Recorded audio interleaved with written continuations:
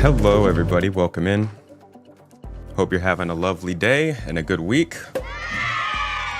Thanks, everybody on Twitch, for being in here and dancing.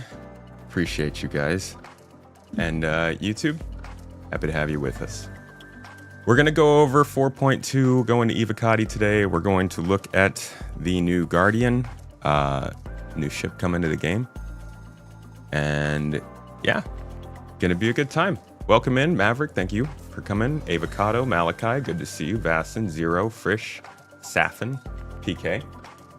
I'm also we're going to finish off our little last Streamathon celebrations. Aerialist, good to see you in chat, buddy. Always love seeing your name again. Yes. The new Streamathon is coming up this Friday, so we figured we would me up, considering our last Streamathon ended with a goal that we didn't really get to hit, and now are going to hit here on the stream for... It's gonna be tons of fun. It was like I can't. 4 a.m. in the morning. You were so tired. It felt like it would be terrible to also like electrocute you. So I wanted to wait, and then completely forgot about this machine until finding it the other day, and Skippy told us. I thought it was interesting that nobody else made a point of doing it as Skippy well. asked. Oh, no, on the night of. Oh, I don't think yeah. anybody was trying to make We that all happen. felt bad for you, dude. You looked so tired. Come on. You have these 2 patches and this machine. Toes. You want to explain what it is? This will basically simulate me having a period. It's a muscle contractor. So if you put it around where My ovaries are. Well, people with ovaries are, it should simulate what a period pain feels like. But we've only been able to get them up to 3. We tried it one time, and I was like, I don't want to do much because I want to do it on the stream. Feels weird. So now we're gonna go up to 10. Periods are weird. Up. What do you mean up? Can't I just sit? Oh, okay. Maybe don't show them. Your Yeah, you guys don't need to see my pelvic. ovary area. I don't even. Alright. Open up more. Oh god. Okay. Oh jeez. All right. Okay. That is going right here. Thanks everybody for the support. Get your arm out. It's gonna trap your arm. This is gonna trap your arm. Alrighty. Oh, it's gonna be. Does it have to be that low? That's where ovaries are, darling.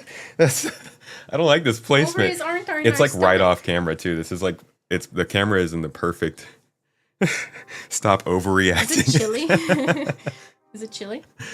Oh my god. Okay. What happened? Are they playing Star Citizen or there is a pause? I haven't started playing Star Citizen We're yet. gonna Give play that Star like Citizen. 40 minutes. We're going to go over 4.2 This and isn't Evo gonna first. take 40 minutes. No, but I will be talking for a while. I'm not going to be playing Star Citizen for Here's a little bit. How strong it's going to be. I tried it to 10, and I'm not gonna lie, it feels like a really terrible period pain. Is it That's on? For sure. No, not yet. Oh god, So I can we're already going feel up.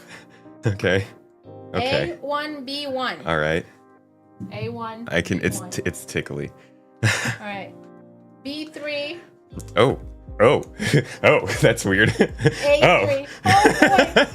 It's weird. Okay, here's 3. Oh, it's doing weird. It's more tickly than anything right now. All right. Oh. A5. Oh. B5. Oh dear. Wow. It's kind of tickly. I don't laugh. Ah. I don't usually, but that's Okay. Hello. What are we at? A7. 7? That's not. Oh. Why is it throbbing? It just makes me tickle. tickle. Ow. Oh, it's weird. Wait, I gotta get the other one to 7. Oh my god. This is. Ouch. You okay? Yeah. All right, 10. B10. We're good. Oh,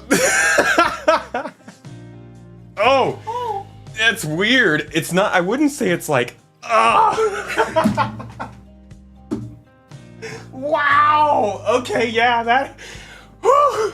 All right. I think we can. Oh my god, you're sweating! You're soaked! Ah, All right, don't show it on camera. that was a workout. You are literally soaking sweaty. Ah, Your belly is sweaty, dude. that's how I felt when they released the Idris and I couldn't refresh the page fast enough. Woo. All right, good start. Good start to Wednesday. Sweaty. Dude, that's a workout. What the? Yeah, we go through that once a month. All right, folks. How about some Shout Star out to Citizen people now? with uteruses. Yeah. Congrats. It sucks. Congrats, it sucks. Have a good stream. Why is it throbbing and it tickles? That's what she said. It's splitting me apart. That's what she said too.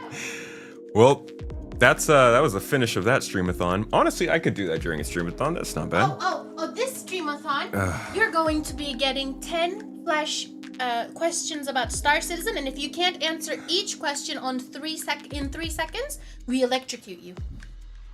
And by we, 3 I mean seconds? me. Yes. And me and ChatGPT are working on really hard Star Citizen questions. What is the name of the star system we're in? That's a good one. That's not. I would never get that. No. Yeah. Why? But because it's Do you think- hard. That's so I've hard. been in this game since 2017. Do you think Add I'm that to the stupid? list of things I've said today. It's so hard. That's also what she said. Throbbing, it tickles. What else? It's so low. It just, yeah, sound bites all around. Why is it throbbing? Oy. Somebody subbed, I think. Oh, they think I started a hype train. Thank you. Appreciate it. Good thoughts and prayers. Moshratu and Arctic Wolf. Thank you both for the support. Appreciate you. You guys want to talk about, like, interesting things? We're going to do Star Citizen 4.2 is in the PTU. And I love that because it rhymes and we don't really get to... I think the last time that rhymed was with 3.2, which was like 7 years ago now. So yeah, I'm gonna use this 4.2 PTU rhyme as much as we possibly can. It's an Evocati, and we've gotten the patch notes for said Evocati, but I also want to warn people I will be talking about stuff that is coming to the patch that is not yet in the Evocati patch notes. Possible spoilers. I'm not going to go into too much detail, just like the basics of what's going on, but kind of just to give you guys an idea of, you know, where we're headed. Obviously, 4.2 is going to be a big topic for the next month. Maverick, thank you for the bits. Appreciate you, my dude. Thanks for helping that hype train and push along. You know, YouTube's getting leaderboards soon, or so I've heard. Rumor on the street. Can we get a party for YouTube? Can we get a real quick party? Yeah, good job, YouTube. Well done.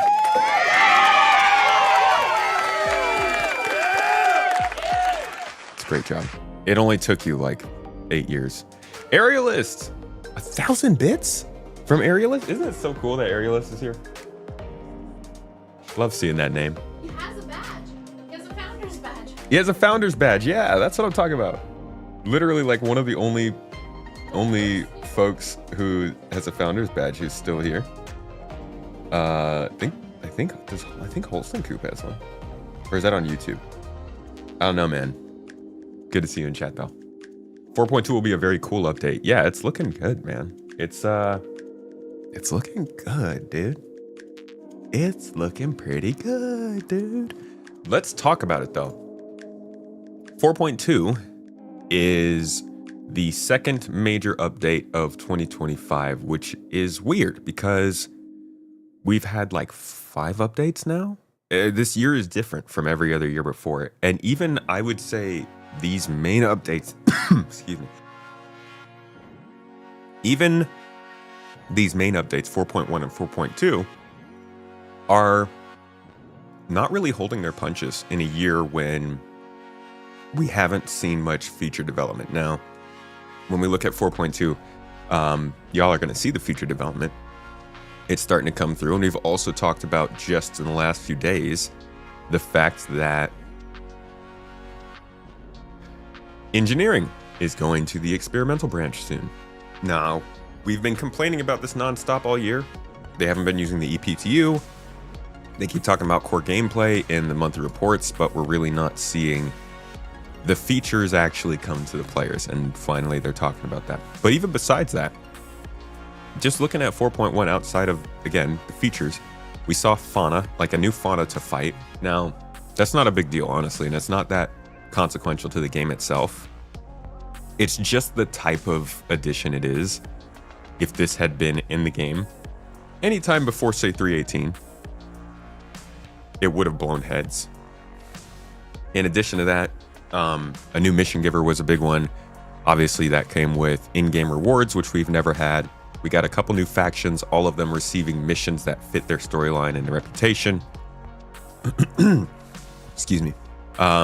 We saw the new location from the Hathor locations, or the Hathor facilities. And we saw the maintenance missions coming, which were delayed from 4.0. Now, not all of this was in 4.1. I think the Valakar, Wicklow, I think the mining updates were in 4.1.1. The new location, though, and the in-game rewards, that stuff was in 4.1, and that genuinely is pretty big for even a major update. So now we're looking at 4.2, and we're seeing that the trend continues. Where the heck did it go? Here we go. There is some new interesting stuff going on with this update in terms of missions.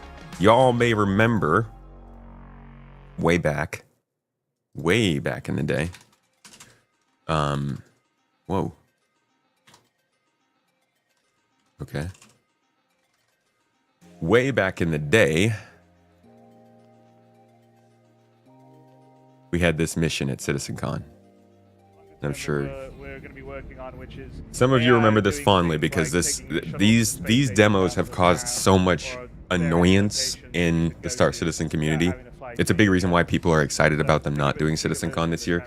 There's a lot of sort of this understanding that CitizenCon does take developer time, and it can also lead to them pushing demos that may or may not represent what the game's going to look like over the next year.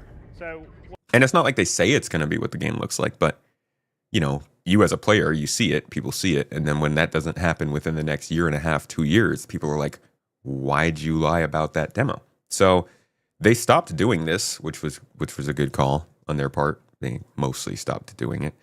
And the demos that we see now have a lot more of the things actually coming into the game within the next couple of years. But it's interesting to see this one, which requires this. We actually take a look outside. Oh, he's going to talk about this a whole bunch. This one is a mission that took place at Microtech. And a lot of people were wondering, when are we going to get this kind of stealth sort of break into a facility mission? And we take a look out the side, Glenn, out the window a bit. When you out the window out here. So one other thing, which we're going to get into a little further, is he's just going to talk about weather. A ground snowstorm blowing in. Can you look out the window a little bit, Glenn? Look out here. Really wants him to look at the window.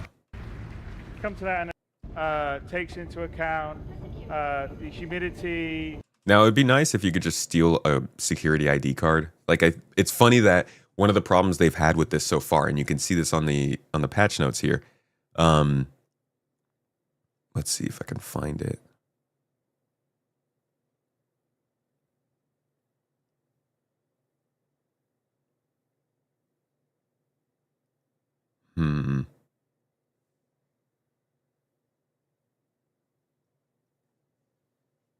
Here we go. Faro Data Center. This is the location we're talking about for this mission. Location, FPS, AI, and mission polish.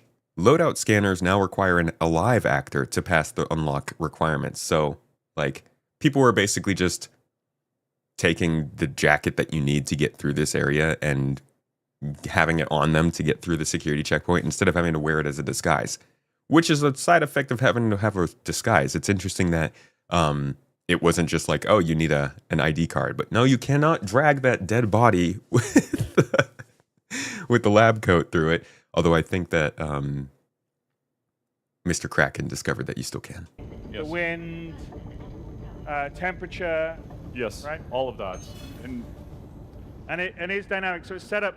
So not going to have. We've got a couple of elements still to come on the fully dynamic planetary weather, which would be volumetric planetary crowds and volumetric ground fog. We have a large amount of the pieces in place for our weather sims, and we'll get into that in a little bit. But let's carry on with our Yeah, this was like when they were introducing weather for the very first time. Not even the weather that we know now before 4.2. data center to try and steal the algorithm. So I'm guessing that these missions still So won't be it like says this, because like, what's your disguise going to get you past these people? I don't In know. the demo, or basically in the mission briefing, that you're looking for server number 5. So we'll be looking around and getting closer and working our way over there. So I'm sure it doesn't escape anybody that this is a demo that's like becoming a reality now, 5 years later, 6 years later. But that's, that's how games are. I mean, hell, trying to think. Are there actually games that do that? I don't think so. I think the only one I can think of is like, what's that game called that Ubisoft made? That was terrible. They spent like 11 years on it. Quadruple A game. I don't remember. Whatever that game was. I feel like that's one of the only times we see like a gameplay demo and then it takes freaking like half a decade to see it. So not great, but I'm glad that they're finally getting in at least. Skull and Bones, that's it. Thank you. So this new location, I believe they're going to add them to both Stanton and Pyro, but at least right now, they're only adding them to Pyro in the Evocati. Who knows how this progresses as we go through PTU. Nothing that we're going to read about or talk about here is set in stone. It could all change. A couple other pieces of information regarding this update so far is that they are sticking a 600 player cap with 10 servers. And mainly the focus is on this location. It's part 1 of a new event. Partial opening of content, including a new data center location. We do have more information based on leaks about those data centers and what they could include. I won't get too much into that. Obviously, there's some bug fixes going on. And then we've got some different changes to ships coming up, some of which don't have people very happy. So the Starlancer TAC is getting an updated hydrogen tank to 48 SCU. But the quantum tank is getting dropped to 3.35. Now, people aren't happy about this because it was sold as a long-distance deep space patrol ship. So we'll see if they end up changing it around again. But news for you in that if you're interested in that ship. They've also got reduced light range on ramp and drop door projectors. Those are just little warning signs that shine down. They've increased the Idris series capacitor ammunition and turret rotation speeds while adding rotation acceleration and deceleration times. And they've increased hangar door and ramp health on the Idris Polaris and 890 jump. How about on everything else? It's so funny when you damage your ramp and then you just have to fly around everywhere with it sticking down like a nerd. All right, got some other notes somewhere. Pretty sure I had other notes about what else we are seeing. Stealing missions with the worst AI in the world. Yeah, man. Stealing missions with the worst AI in the world is better than stealing missions, or rather, it's better than no stealing missions with the worst AI in the world. At least in my opinion. I'd rather have something more to do.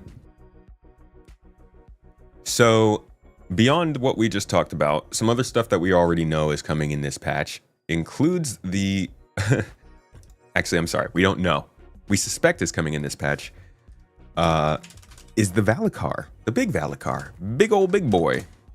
My friend Fred.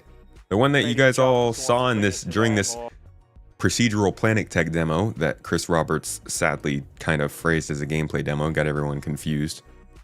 But this thing, this is like the poster child of Star Citizen's feature creep and like undelivery. This is what people point to when they're like, yeah, this is they just haven't delivered on any of the things they talk about at these Citizen Cons. Sandworm was #1 on that spot, and just like with that infiltration thing, stealing stuff, it's finally starting to be talked about. I don't know if it'll be in 4.2, maybe it's 4.2.1, maybe it's 4.3, but it is starting to show up at least in files, and we know that they've been working at this quite a bit. the actual gameplay that it's supposed to provide to people is something we've seen before. You may not have seen it because you weren't watching CitizenCon last year, but I'll give you a quick look at kind of what their plans are for this.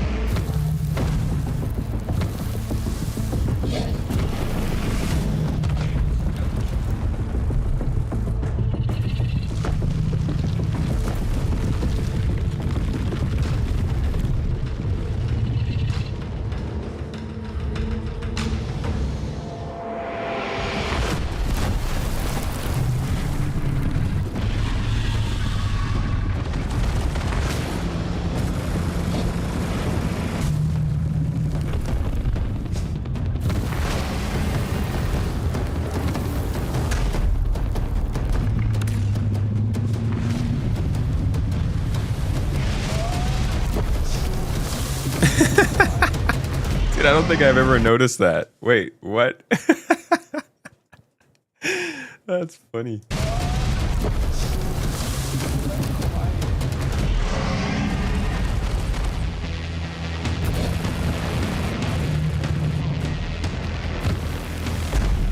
Wee.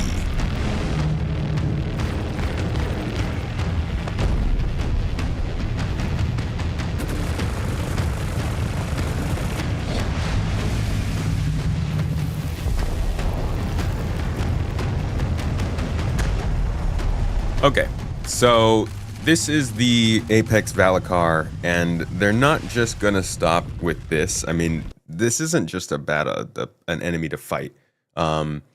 This is going to have crafting implications. There's going to be things that you're supposed to get, obviously, to turn into places like Wicklow or use to build stuff on your own at some point. They're also building the small ones, which we've already faced. But I believe... So yeah, so this is the juvenile we've been fighting. The adult is a slightly bigger one, 15 meters, attacks when its children are threatened, these being the children. Apex is the largest living thing in the verse so far. This is, I'm not really sure which, they'll probably drop them in waves, right? So the next one we'll probably see is the adult, maybe in 4.2, and then maybe we see the Apex in 4.3, and that's how they're planning on doing it. I'm not sure, but we are seeing these start to show up in the files, and you can see that it doesn't end here. They have a lot of plans for expanding these past. We see radiation is going to be starting to affect animals and aliens and starting to create new versions of them. But also there will be a couple different ones that, you know, just show up in different areas. So give you a second just to see kind of what their plans are for fauna. To their loot and appearance. However, we want to go further with what variants can be. For example, what if the Valakar evolved and grew in a swamp environment instead of a desert planet? Or if a Valakar never made it to the surface and only lived in drowned caves? These are the kind of questions that make sci-fi one of the best mediums. And I can hear the questions already. What does an adult cave Valakar look like? What does an apex quasi-grazer look like? Well, it's these questions that get everyone excited that works on creatures to give you a glimpse into the big picture. All of these variances and differences and new creatures make up what we call our fauna matrix. The fauna matrix is basically our creature encyclopedia. So these concepts should show you that we want to get more weird and wonderful with our creatures. We've started off with more traditional animal references like dogs and birds and cows. But now we're in a position to create the things that we love about sci-fi, which is the weird and the unknown. So looking at where we're going, all of our creatures have been defined for the road to 1.0. We've ensured we've got a rich, diverse, distinct roster of creatures to make each of our planets feel special. I think it's worth taking a minute to acknowledge that if we did hear this in previous years, nobody would have expected to see these things delivered within the next year.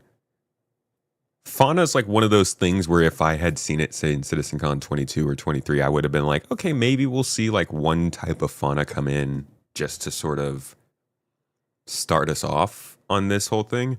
But I'm I'm happy with how quickly they've moved through this and really started to make fauna be an actual normal part of the game, not just in that, oh, you ran into a fauna in the forest and you can kill it, and then you kill it and you walk away. It's like they have resources associated with them. You can find them in certain places. They've been hooked into missions. They're getting affected by other aspects of the game like radiation. It feels way more focused on game than just Star Citizen game, which we've had since 3.0. But that kind of it's in line with the trend we've been seeing. Now, here is, just to get a little bit of hype, this is like the rest of the animals that they're working on. And I think they've talked about a couple of these in the monthly reports. I am not sure which one we might be getting. We know the Copion, we know the Maroc, we've already got that. The Quasi-Grazer, and then the Valacar, which we're seeing now. So after that, we've seen this, I believe. I think this was in an IS Star Citizen Live recently, so I think this might be the next thing we're getting, but I'm not sure. Why thousands of fauna in other games that are 20 years old? Well, I mean, none of those other games are Star Citizen. I love fauna in all games. I will celebrate fauna in all games.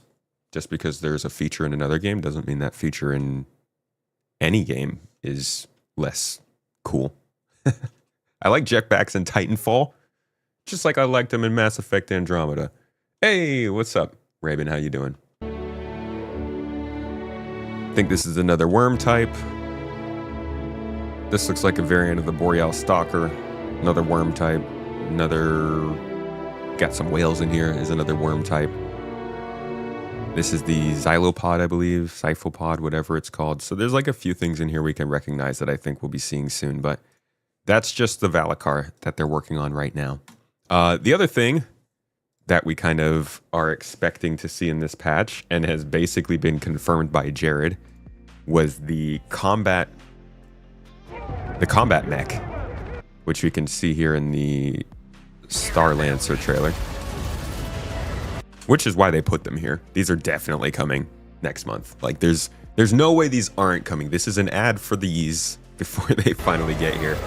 And plus, Jared basically told us.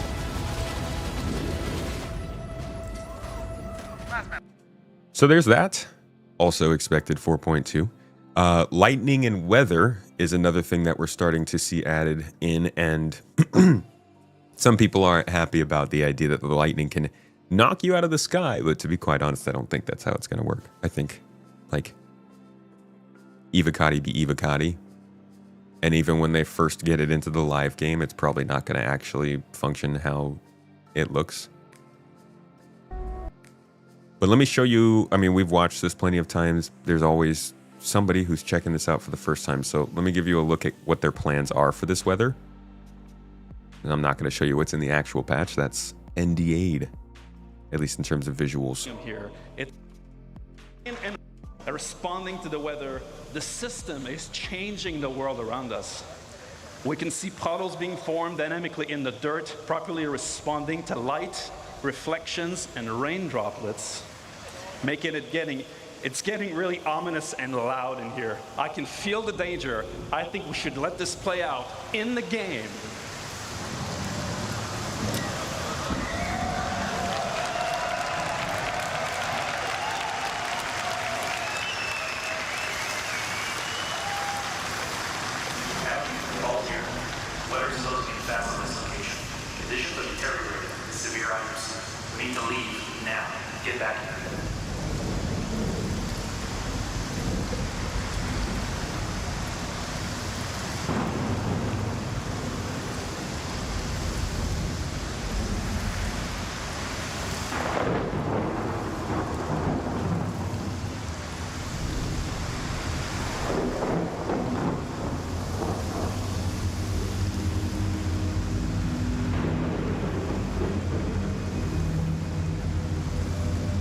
I'm getting out of this suit now. Powering up, flying out.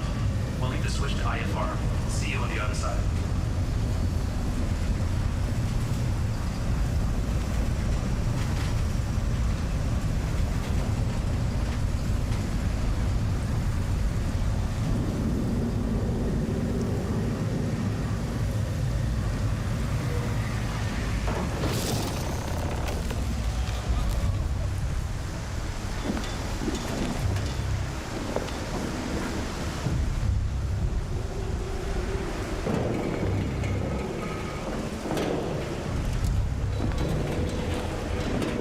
So they've had weather effects before.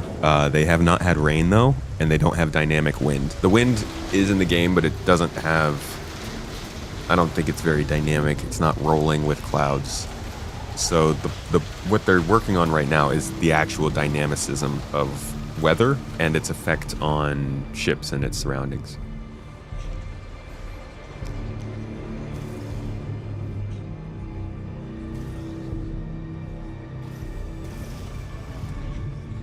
It's kind of funny this is coming out. I just released a video this morning. Appreciate all of you if you watched it. YouTube's hurting us.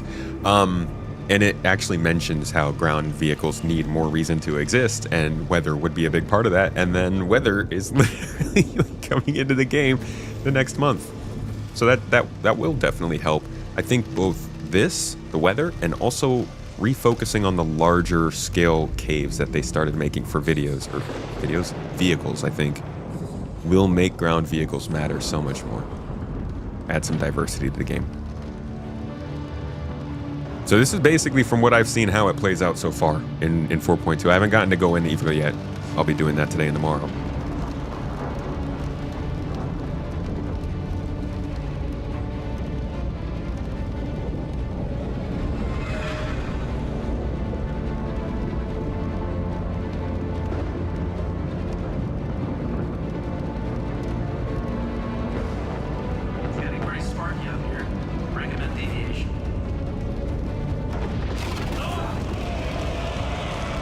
See, that would be so funny. Like, could you imagine the actual... This is why I know it's an exaggeration. Could you imagine the actual possibilities of your ship just getting struck and straight up just deaded?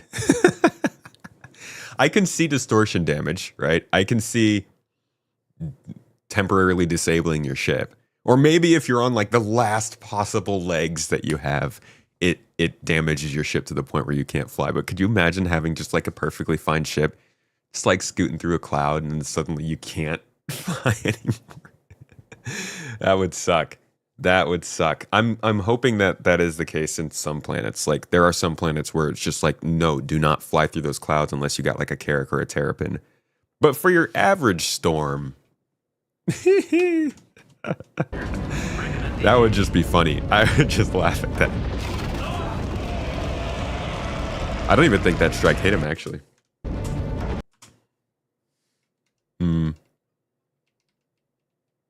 Yeah, I don't think that hits him. It basically just arcs in his direction, because I'm pretty sure if it hit him, it wouldn't continue going back into the air again. It's generally not how electricity works. Oh, this is super scripted. This whole thing's scripted. This is like... Yeah. Absolutely.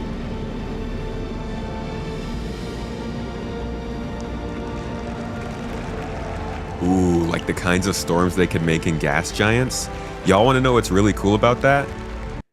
Take that thought of a gas giant storm, and then hold on, I think I got some footage for this.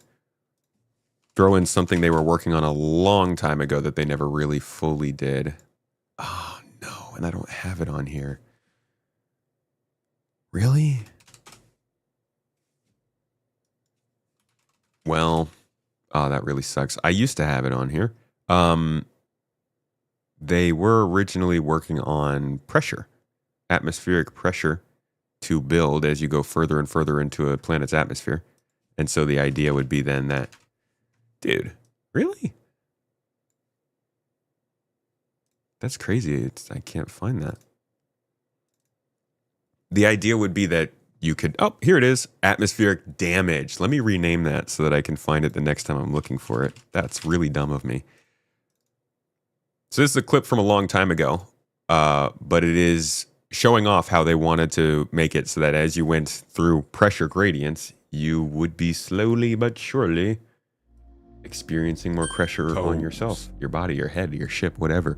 Imagine dealing with this and then dealing with like lightning and not being able to see and all that kind of stuff. All because there's like a really, really lucrative hydrogen mining facility low in the atmosphere of a gas giant. Toes. I'm just thinking of Halo 2 now.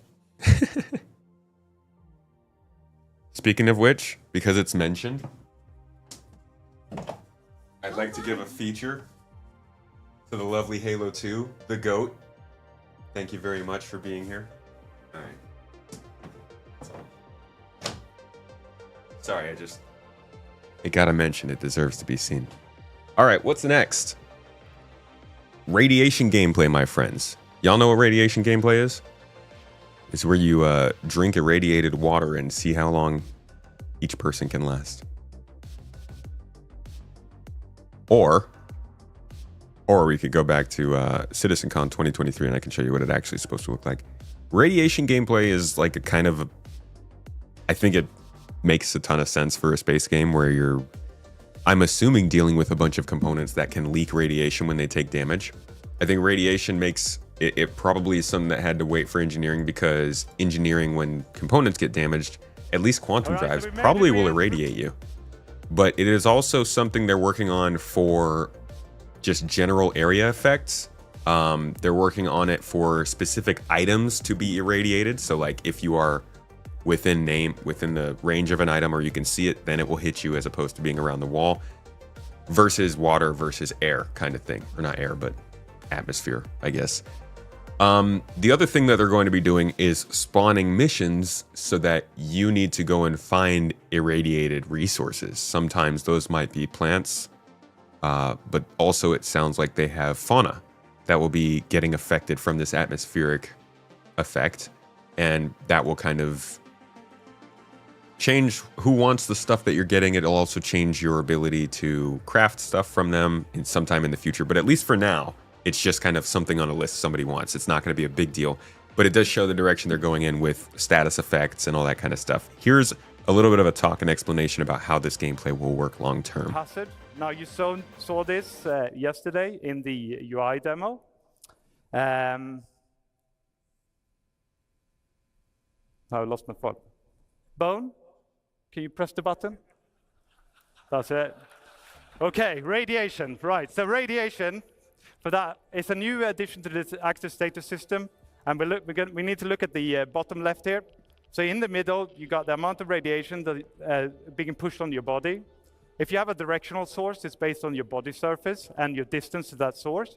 So by going behind the cover here, I can completely cut off all the radiation. So I can use that. And then on the left, we have an icon that has a shield around it.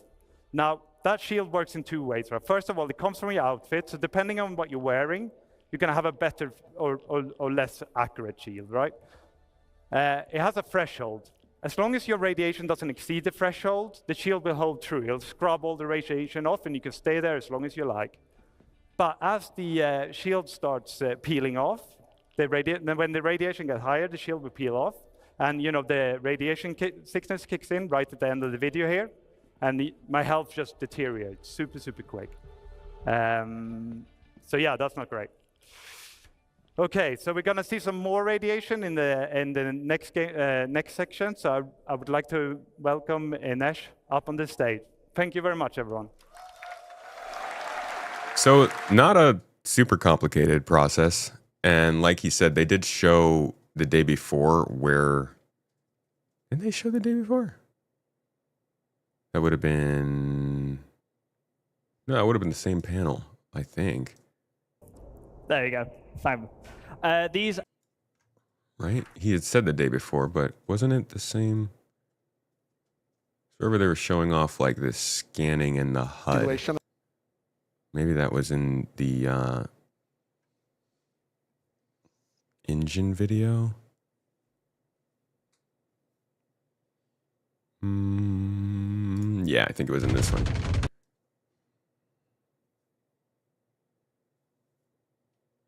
So that combined with fire, obviously, is going to make dealing with hazards a lot more difficult in game. No, I'm not seeing where that might have been. I don't know. I can't find that. But radiation gameplay is something that will occur naturally in the game. It'll also occur during like maintenance missions and stuff like that where you have to repair. So that's something else that we're looking at for 4.2. It's quite a bit going on here. New armor. Basically, this is just armor that's meant to also come in with radiation. As they bring in new status effects, they also bring things in that will coordinate with those status effects. What I'm really interested in seeing, though, is because we have all of this Starware stuff that they're talking about wanting to do, which has the custom stats, right? Is not how it's going to look or anything, but the idea behind them is they have custom stats. I'm wondering when they're going to go back through all of the armors and rebalance them to take into account everything that they're bringing in. Because right now we don't have any active scans or EVA mobility or stealth or basically we just have protection and space to store stuff as our options for armor in the game. There's a couple armors that are specialized, but I do think that each armor is going to have specific stats for different types of things. Like, I don't think we're not going to find any combat armor that has no radiation resistance, right? You're just going to have the Sterling armor, which they're bringing in, as they call it, that has more radiation resistance. So I'm looking out to see when they start doing that, because that's when we really start to get to the point where everyone's going to care about their armor a lot more. And maybe they'll wait until Item Recovery T1 to do it. The new enemy type I have written down here is just the irradiated enemies that we're seeing from... You guys can talk about leaks during this time, by the way. Once we're past this, we'll be done with it. This is the new enemy we were talking about, basically just having fauna, but instead of being normal, they're glowy and stuff. Whenever I think of irradiated enemies, I think of the Wraiths, I think they're called, from Gears of War 1. Wraiths? Nah, not Wraiths. What are those called? Gremlins? Or I don't remember. But yeah, irradiated enemies are coming. We got new missions coming to a couple of the mission givers, Vaughn and Eckhart. These are focused on lawful assassinations and eliminate all. It's really just more combat missions, I think, being mixed into the fold on the FPS and ship side and adding a little bit of narrative to them. They're just kind of fleshing out your progression through combat gameplay right now. Notice how a lot of these missions and things are still focused on combat. I don't think that means we're not focusing on combat in the game overall. We can see mining updates coming in. I think we'll see something in refining soon. Engineering's about to go into testing. But in terms of where are we going to focus our 1.0 priorities on making sure that there's like a full progression and just like a vertical slice of Star Citizen 2 experience, looking more and more like they're thinking that's combat. So I think we'll keep on seeing these storylines, missions, and little additions like voice lines and things like that going into a lot more of this combat stuff throughout the year. Wretches, thank you. The Wretches, that's him. Hey, Ruben. How you doing, dude? Good to see you. Could also be specific undersuits that could boost such resistance. Yeah. I'm looking for an undersuit that has a 5-star on anti-chafing to get to wear your liners, you know, and pretty sure the Redshift variant was supposed to have improved radiation resistance too. I hope so. Will your Mirai race suit be useful? Dude, I hope the race suits make you feel less G's. And I don't mean money. Alright, next up, new locations. These are going to be featuring some of the content coming out. We can see here they are actually named Pyro Research Facility, aka Faro Data Center, located in the stormy area where they're bringing in that new weather, right? And it's going to be looking for specific types of contracts. I don't actually know what they do. Those are more detailed leaks than I have for you right now. But basically, this is going to be something else that draws you into another location somewhere else in the game. Just remember, much like the past activity with the Hathor locations and stuff, these are not just like some time-limited thing that are meant to draw people here for now and never again. They will make the locations more popular in 4.2. But the whole goal here is to keep on fleshing out location after location after location so that when we're actually playing this game, we have things to do. Like, this isn't necessarily for us. It's for the thousands of people that'll see this after us all at the same time. So there's going to be some interesting things associated here. Obviously, the getting that disguise we talked about earlier and sneaking into this place is going to be a thing with the loadout scanners, FPS AI, just in general, it's clearly going to be something that's, again, combat focused, and I know that's going to rub people the wrong way. Honestly, for me, I love FPS combat, but I also would like to see more logistics focused kind of stuff going on. A little bit more cargo stuff. But like I said before, this is really about getting that vertical slice of a Star Citizen profession up to a standard, and it looks like that's going to be combat. So expect more of this, but also we got 3 redacted items here, and I'm sure there will be some other stuff in 4.2 point whatever that are also focused on things like mining or salvage or any of those other things. Speaking of which, as I've mentioned multiple times, engineering going into testing. This was basically, I don't want to say confirmed at the Con 42 thing that we covered on this very channel just a couple days ago, but it's heavily, heavily implied and hinted at, and I think we've been given the expectation that it should be in some form of testing in the next, I want to say 2 months. Could be next month, could be with 4.2. We don't really know how they're going to drop their experimental branches. We don't know if they're going to do them right on the day and then cut them off or just leave it open. We don't know. So I won't give you any specific dates, but it sounds like engineering is indeed coming to ships in the PU, or at least in the EPTU, in a pretty big way sometime soon. And for those who don't know what engineering is going to be exactly, I think the most recent thing they've said about it was towards the end of last year. And I can let them talk a little bit about it. It has changed a little bit throughout the years. I don't think they're really talking too much about tuning anymore, especially with these flight blades. I'm not sure what their plans are for that. But at least in terms of ship management and mechanic work, we have a pretty good idea of where that's going. Yo, Lycos, thank you for the 28 months subbed up, tier 1. Appreciate you, my dude. And Colt Kimber, thanks for using your Prime sub for 18 months here. Holy crap, man. Appreciate you. And Safin, also with the Prime sub for 10 months. You guys are awesome. Just a heads up, the raffle command doesn't do anything. Don't worry about that, guys. Just ignore the bot. The bot is a weirdo. Yet. We're waiting for YouTube. We're waiting for YouTube. You cool, YouTube, you suck. Speaking of which, you can use those points. Well, not those points, but your Twitch points you can use for the giveaways we have running. The cutter is being given away this week, but we also have a streamathon coming up on Friday in 2 days, and I will be doing a whole bunch of gameplay throughout that day for Star Citizen. Maybe we'll jump into something else, who knows. But we're going to be shooting for, I think, 15 hours? Oh, we're going to start at 12. Starting at 12 hours, yeah. Doing the whole time increase if you want. But this one is, again, focused on tortures. So like what I opened up this stream with, if you want to see and hear more of that weirdness, you can come on over. Will we have an Asgard for giveaway? There might be. Who knows?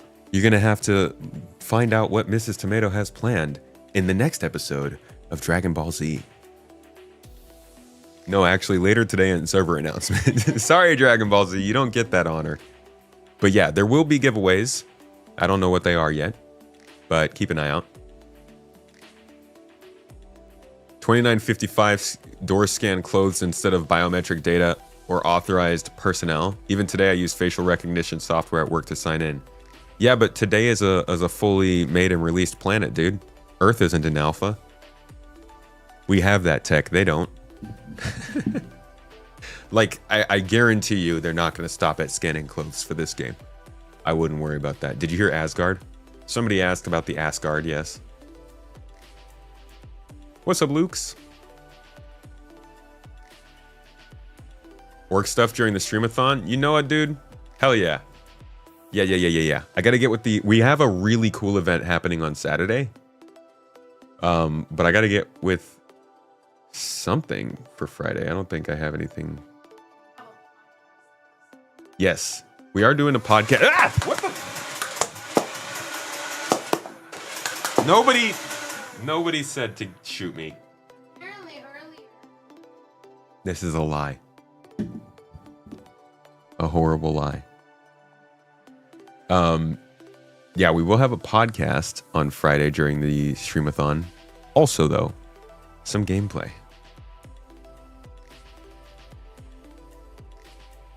How does one enter the giveaway? You'll just go to the link that gets posted into the chat.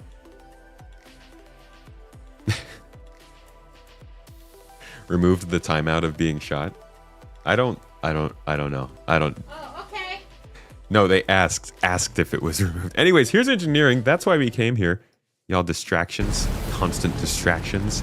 Explain it to them, Torsten. Tell them what's up.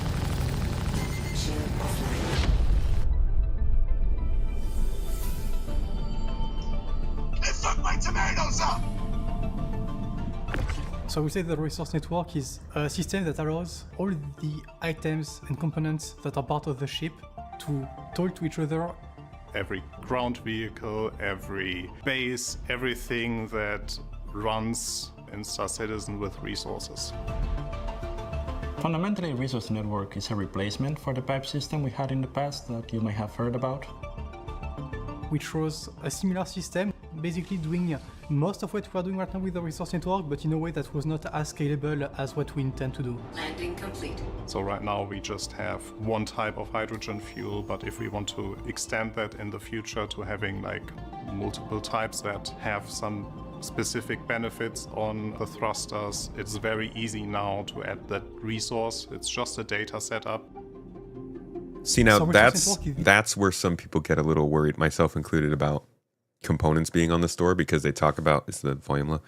Because they talk about how like this is how you're gonna get your ship kind of into a better place, and then they're like, well, the underlying technology for the system to work and engineering is the gameplay we intend to have on top of this technology so that players may experience it.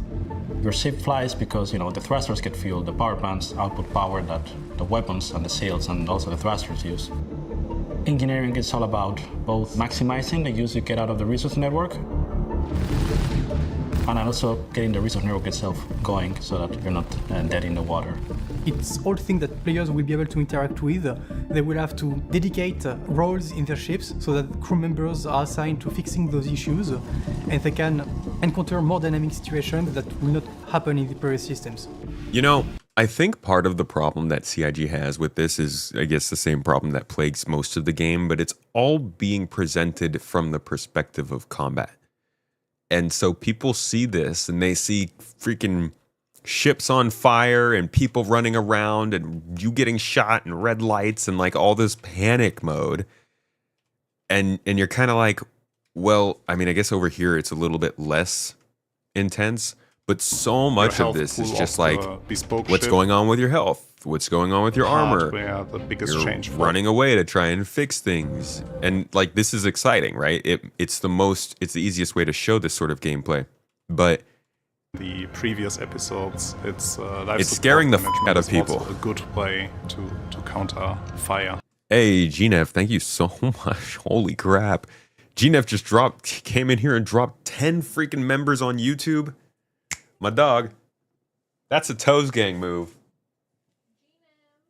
We starting the list over for the day. Thank you so much for supporting the stream, my friend, and keeping this going. The engineering, the way they present it, just is scaring people. Another aspect the players have to counter or react to is misfires on components.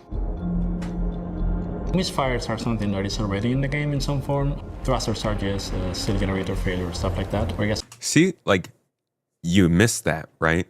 Misfires are in the game. We already have them. When your ship is like flying weird, or when it gets a torque imbalance or something, sometimes that's a misfire, and it doesn't really ruin the game. You just kind of have to go back and find somewhere to repair that.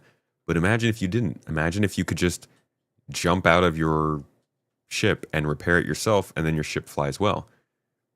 But that's not how they're presenting engineering.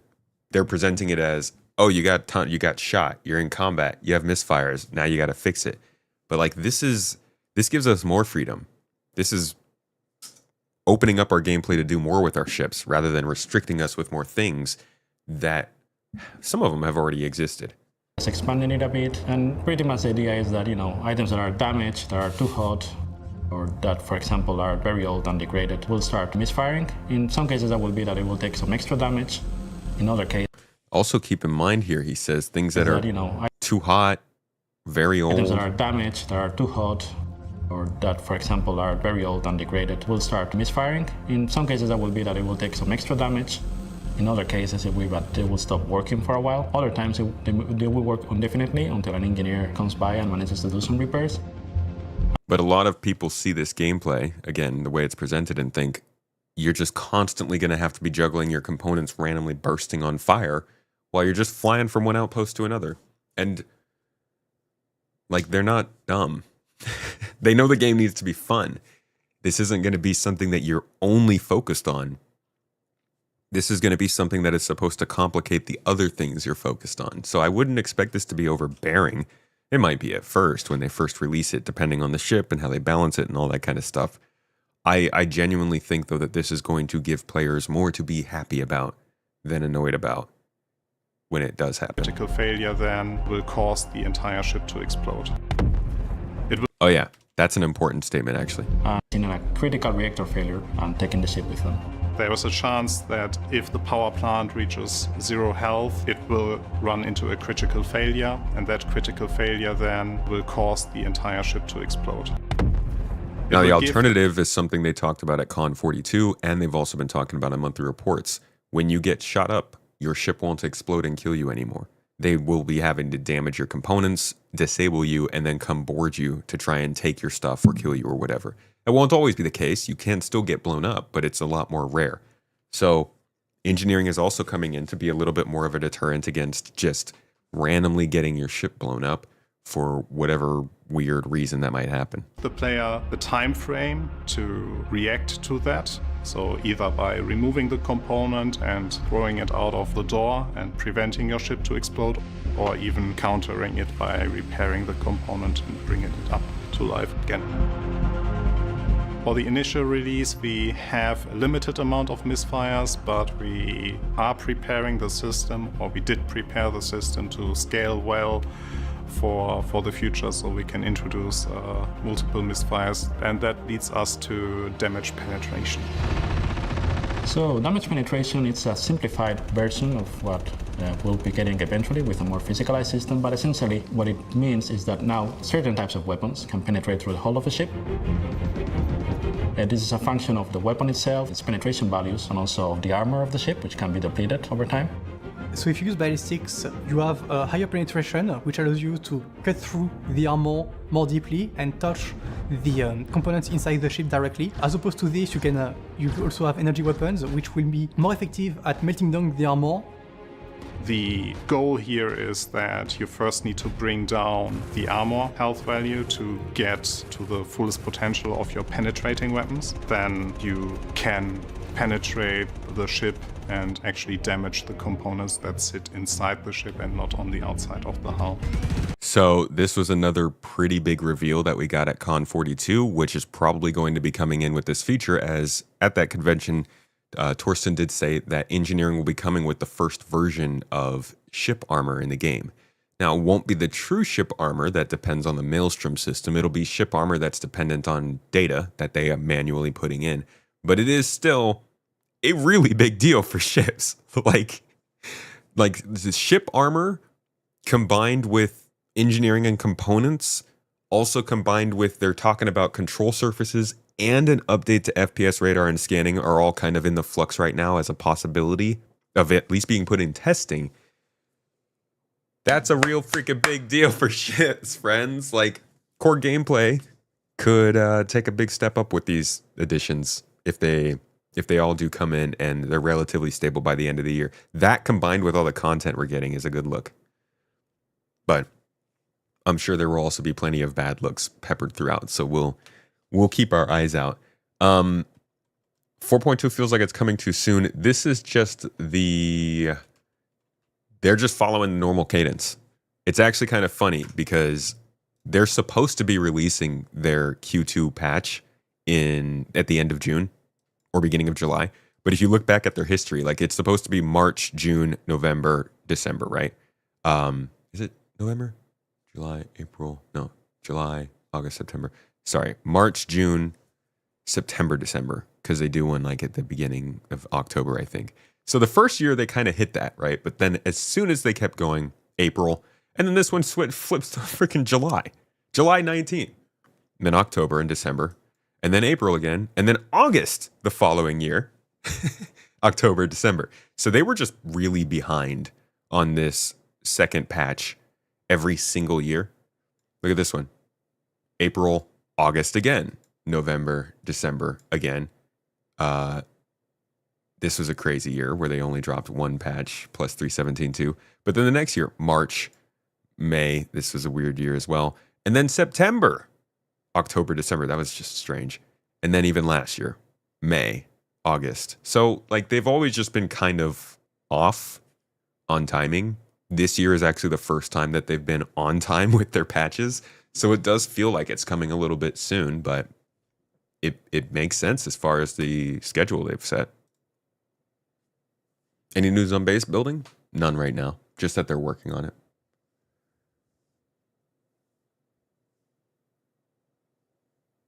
Your fear is that this ship armor only shows as one component on that MFD, so it's just one value for all the hull. If you only hit the wing and melt the armor that way, why do you improve the penetration chance for the main hull? This is in effect just a secondary shield value that does not regen. I think it's not going to be ideal.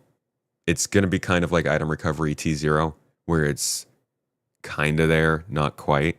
Or like, I don't know, salvage T. Like it's a T0 implementation probably of ship armor. But I don't know. I think I'd prefer that than them waiting until it was more far along to put in. It'll be in the EPTU anyways. It won't be in live, so we'll have plenty of time to tell them whether or not it is good or what. As long as we're alive on soft dead ships, we would be able to repair it in flyable state and fly to hangars for real repair, right? I think if you're like missing a full-on part of your ship, maybe not. But if you've taken component damage and that has disabled you, or you've taken enough hull damage, then you can repair that stuff. Do I think Sitcon being digital is better? Yes. So yeah, this is... Obviously there's degrees to this, larger ballistic This is really, like, there's a lot to this. And we have multiple videos on Space Tomato 2 and Space Tomato going through it if you want to check them out. But once this does hit testing, we're going to cover it pretty in depth because this is a big part of why I've been excited for Parts are resources or are going through a misfire. We have moderate colors, and items that are otherwise fine will have the functional or blue colors. The biggest change that happened to the engineering UI screen is basically the power management part of it. We moved away completely from slider. I'm really freaking excited for this. I know people think this is really dumb, but I've always had a fascination with power systems in games. Like, Satisfactory is such an interesting game on its own. And then when you just consider how you need to power things, how you have separate electrical grids, where your power generation is coming from, all of that kind of stuff, it's cool to just balance things and see how the game reacts to you. So for spaceships, I mean, it's going to be freaking sick. Yeah, the power triangle was awful. Control for every individual item. There is indicator now for fuel. This is not relevant for the initial release, but it will be relevant for the future. Next to it, you see the power plant. The power plant segments gives you an idea of how many power segments you can distribute to the ship items. And on the right of each of the power bars, you can generally see the temperature bar. If it goes into overheating, the item will stop both consuming or producing, and it will be completely inoperable until it cools down again. So that means that assigning power to your coolers in advance is probably a good idea if you're going into a fight. All the items on your ship generate heat, so this is where you can see the amount of heat that each item has accumulated, and you can see the amount of coolant that you are producing and whether or not you are also running a deficit. So what you want to do is put as much power as you can into the coolers until your items do not overheat, but do not assign more resources than necessary because you are running a limited pool of resources. The same applies to the life support generators. So you have to make sure that you produce enough life support resource that the demand is fulfilled in your ship. If your demand isn't fulfilled, it will cause some failures. Yeah, that's pretty sick. They haven't even talked about how that's going to affect like a mining ship. Like I would love to see that layout on a mole to understand what it's going to do to when you have all the mining lasers firing. When is the June update? Well, probably at the end of June.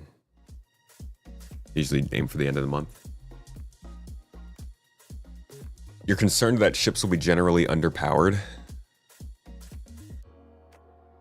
Kind of helps them make sense though, right? I know that bugs people because they're like, it's so-and-so year in the future and we should be able to power our ships, but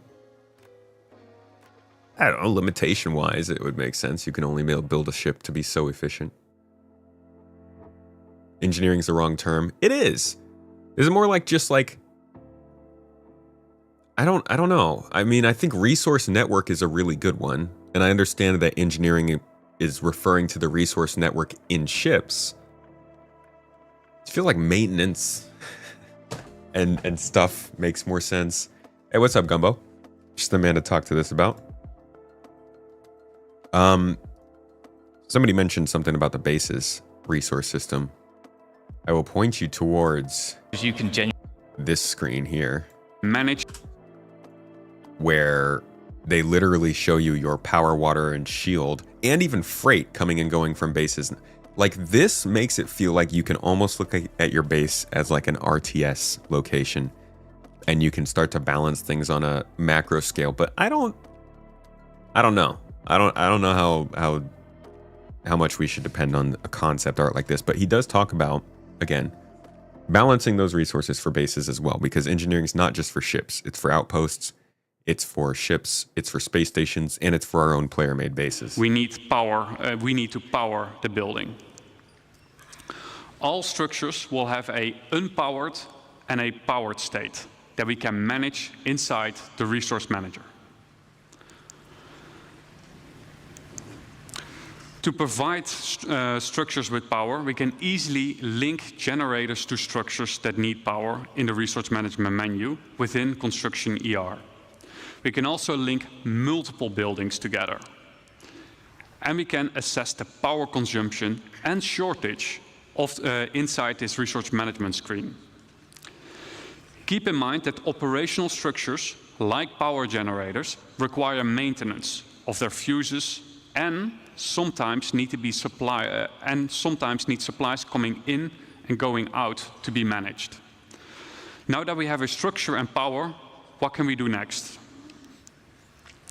Then we can actually upgrade our structure. So you can kind of see where this is all heading. And that's why, I mean, that's just part of why a lot of people are excited to hear engineering is probably coming to the test servers next month. And that's a big old segue or diversion away from what we were talking about. Let's get back to the notes. Tycho asked, are the patches going to be coming at the middle of the month because of 411? No, that was just a special case. They're doing, I think they said 11 patches this month. So they basically just combined the May and April patch, most likely. And so now they'll just be back to doing a patch at the end of the month. Like generally, I think they're at the end of the month. They might shift a little bit if they need to, but they're going to come about a month apart from each other, unless they skip one or two.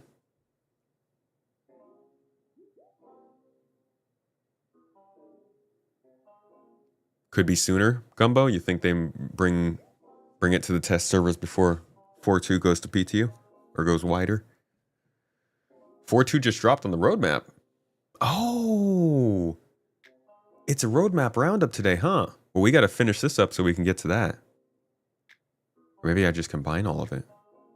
Oh boy, I don't even know. We'll have to see. Wait, what did they put on there?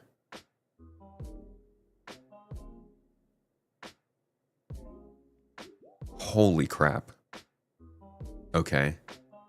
Yeah, I guess we'll just go through all of this. I mean, they basically just added together here what we have going on.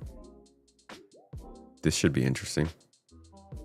But we got all those new locations. We got the Bit Zero missions, new Volt shotgun, and then we talked about the EPTU. So why don't I wrap this up as Evocati, I guess, and then we'll move on to the roadmap roundup. Sheesh. Honestly, we might even just, I don't know, I might combine those two for a video. All right. Well, the roadmap roundup is up, so let us talk about that. 4.2 is now on the roadmap.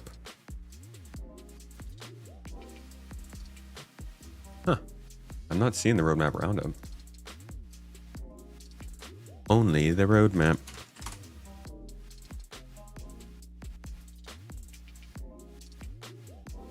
There it is. 10 minutes ago. Sheesh, we late. All right, folks, roadmap roundup. What's going on in the lead up to the next update? 4.11, old news. We're 4.2 babes now. We're going into Evocati. Redacted cards are purposefully hiding details to avoid spoiling content for players. As we have now started our test cycle with the Evocati, you will learn more as we progress through the development of 4.2 and beyond. Now, we just covered the Evocati stuff, and there are plenty of spoilers in there. I will stick to what the roadmap roundup says here so that we don't do spoilers for anybody who wants to see that as the official source. So, with that being said, let's jump in. The release view has confirmed missions on the local maintenance side, implementing new missions into the persistent universe, first appearing in Pyro's outposts. Players will be tasked with going to the location and fixing equipment with fuses and repairing pipes with your multi-tool. These are in the game in 4.11. You can find them around. Mission animal control missions. Enabling animal population control missions. If you don't like animals, you can go kill them for money, I guess. Hunt the Polaris, also been released, adding a new Fleet Week mission. The Polaris has been stolen by the Frontier Fighters, and the CDF is tasked by the UEE Navy to hunt it through Stanton, isolate it, and kill it. The mission will be offered rarely, can be shared, and will only be one active at a time. I hope that they just rebrand this for different things throughout the year and don't just limit it to Fleet Week. And then we got the new hairstyles. Just 4 new hairstyles coming to 4.11. SMG quartz. Yeah, it is funny. Rarely is kind of, I see it all the time.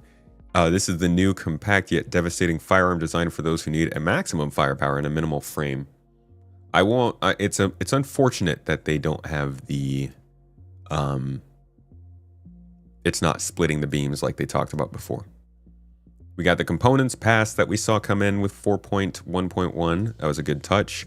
I haven't really gotten to test it out very much, but I mean, it sounds. It definitely sounds like they're moving in the direction they talked about like 2 years ago, 2 or 3 years ago, when they were like, yeah, we're resetting everything. We're going to start rebalancing archetypes and then go to roles and start making things more unique. Looks like they're also starting to hit the components too. So that's good. Adding the following special ships to Wickelow's Emporium: the Starlancer Max, the Firebird, the Peregrine, the Zeus ES, Zeus CL, Intrepid, and they all have top grade components. Currently they are stock, but will be fixed in 4.2. These ships can be unlocked by bringing the NPC Wickelow a number of favors in exchange of rewards. Now, this is key. Wickelow is anything like Wickelow is just going to keep on giving for this game, because you no longer have to spend real money on these things. You no longer have to even spend fake AUEC on these things. You can now just run missions until you get enough of another type of currency and then go buy them. And that's pretty nice as long as you don't care that other people are getting them in different ways. I know for some people, they're like, oh, they're buying it with real money. It doesn't matter. But this is good.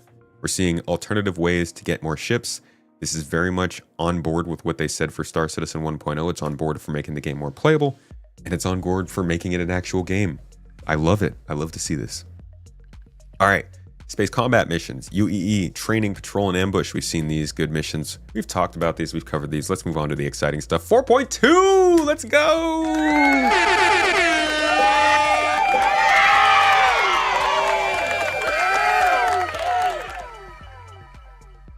Sorry. Okay. New creatures coming in 4.2. adding multiple new creatures to the verse. It's a very short description, but we literally just talked about the new creatures they might be adding in the Evocati video, so you can go check that out if you'd like. New hairstyles coming to 4.2. Additional four more hairstyles. I kid you not. That's gonna make hairstyles in 4.1, hairstyles in 4.11, and I think hairstyles in 4.0. Dude, I bet some people are seething at this. Folks do not like when they add this kind of stuff. I don't know why. Everything that we have covered regarding the character customization, like they've been some of the most disliked videos. People will come in chat and just hate this stuff. But I don't know what to say. People like customizing themselves. Hair is pretty freaking important to a lot of folks. And I know you don't see your face that much in the game right now, but knock knock. The game's gonna change. It's gonna happen. You can already see with this mission coming in the new game. You have to take your armor off for it. Radiation gameplay, we talked about this. Implementing dangerous radiation zones in specific locations, forcing players to adapt with specialized gear and strategic navigation. We could touch back on this again real quick for those who didn't see it. It is going to be a completely different video, so some folks may have not seen.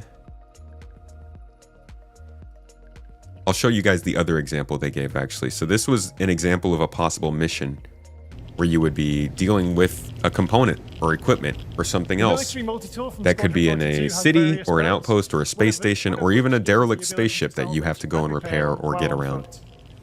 Okay, Bone, let's use the multi-tool to repair that pipe.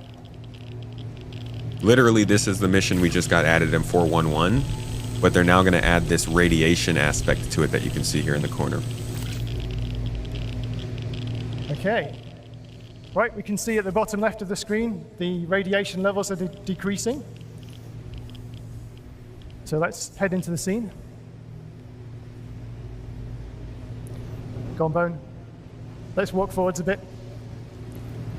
And for those who also didn't get to see that from earlier or really get to hear how exactly this would work, here is just a quick look at radiation and explanation from a dev working on it. There. So in the middle, you got the amount of radiation that being pushed on your body. If you have a directional source, it's based on your body surface and your distance to that source. So by going behind the cover here, I can completely cut off all the radiation. So I can use that. And then on the left, we have an icon that has a shield around it. Now, that shield works in two ways. Right? First of all, it comes from your outfit. So depending on what you're wearing, you're going to have a better or less accurate shield, right? It has a threshold. As long as your radiation doesn't exceed the threshold, the shield will hold true. It'll scrub all the radiation off, and you can stay there as long as you like.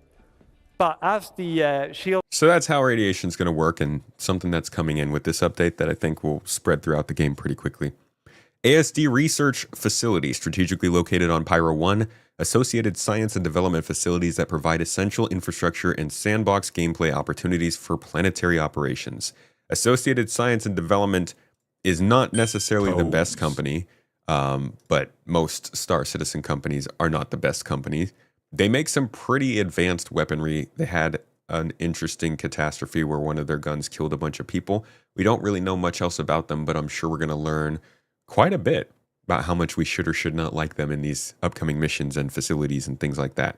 Card added as tentative, so who knows. I think it's worth noticing here. I just realized. Give me a moment. I want to check something.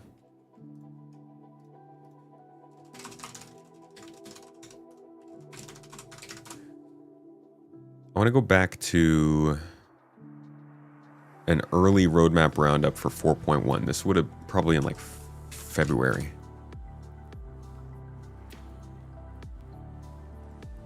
And I want to see if this said deliverable releases with 4. Oh, this is 4.0.1, right?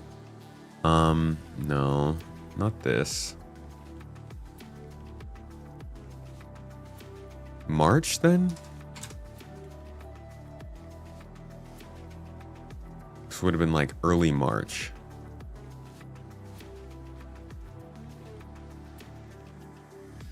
What I want to see is how they referred to the update in that roadmap roundup. This will work. March 12th. Did they call it 4.1 point? Okay. So they only referred to this as 4.1. And what that does is it can kind of be a little confusing because people will see stuff and not know if it's coming in 4.1 or 4.1.1.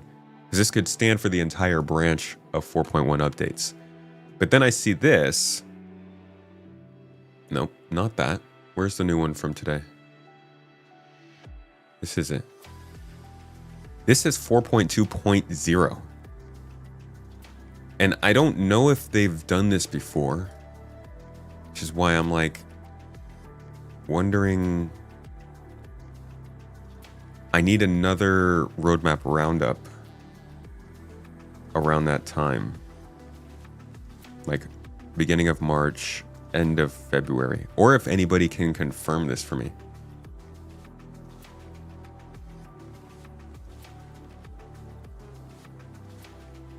I think I can actually see all of them from here.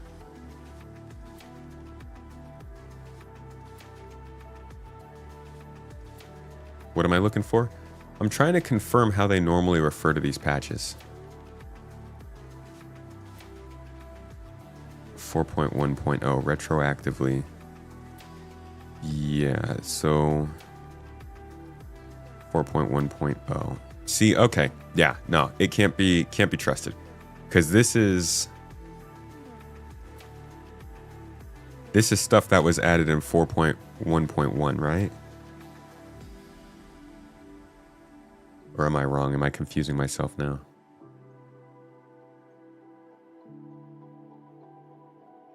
Take the 0 as an original meaning. I don't know. I'm going to have to look more into that.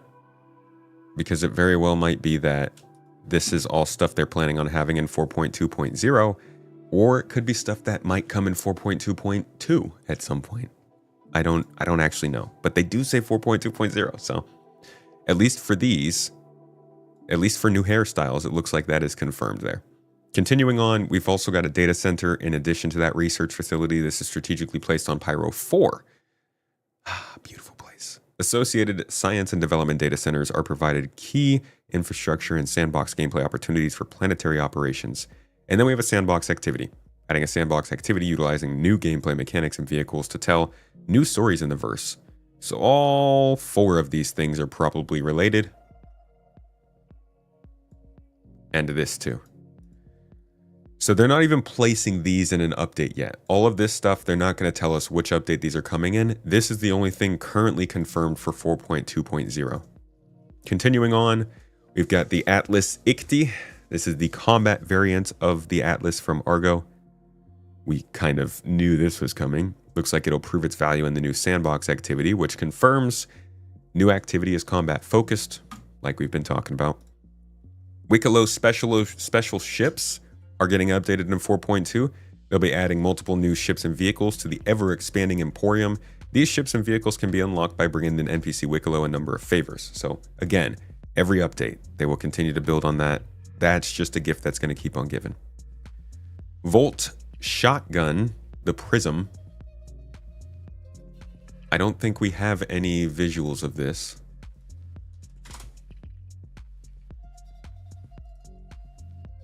We might.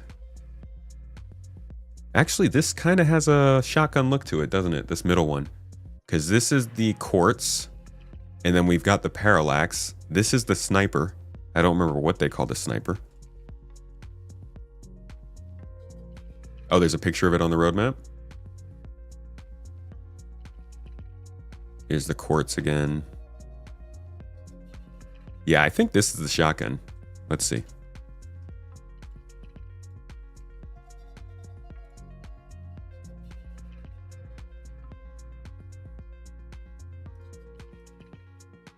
Oh. No, the shotgun looks like a smaller Quartz. It's shorter than that. So there's 5 guns? So we got the Prism. That's the shotgun. We got the Quartz is the SMG. The Parallax is the assault rifle. And then there's also these two guns then. So there's 5-volt weapons that we already know of. Because this we don't have this, and what we just saw on the roadmap is definitely not this, unless maybe they redesigned it. That's also a possibility. They just redesigned these weapons. But there's definitely a sniper that they haven't released yet. Yes, there's also a pistol. So they're going through the whole range for this company. I honestly thought that these were just going to be like 2 or 3 different companies. Oh, you think this is the LMG? This one? Well, yeah, we also know there's a pistol. They're definitely bringing out a lot of guns for this company. I didn't realize that. I thought it was just going to be a couple. That's pretty cool. The other one you thought was the LMG? I see. Who knows? More combat stuff, though. We've also got the Sterling Exploration Shoop. The Shoop.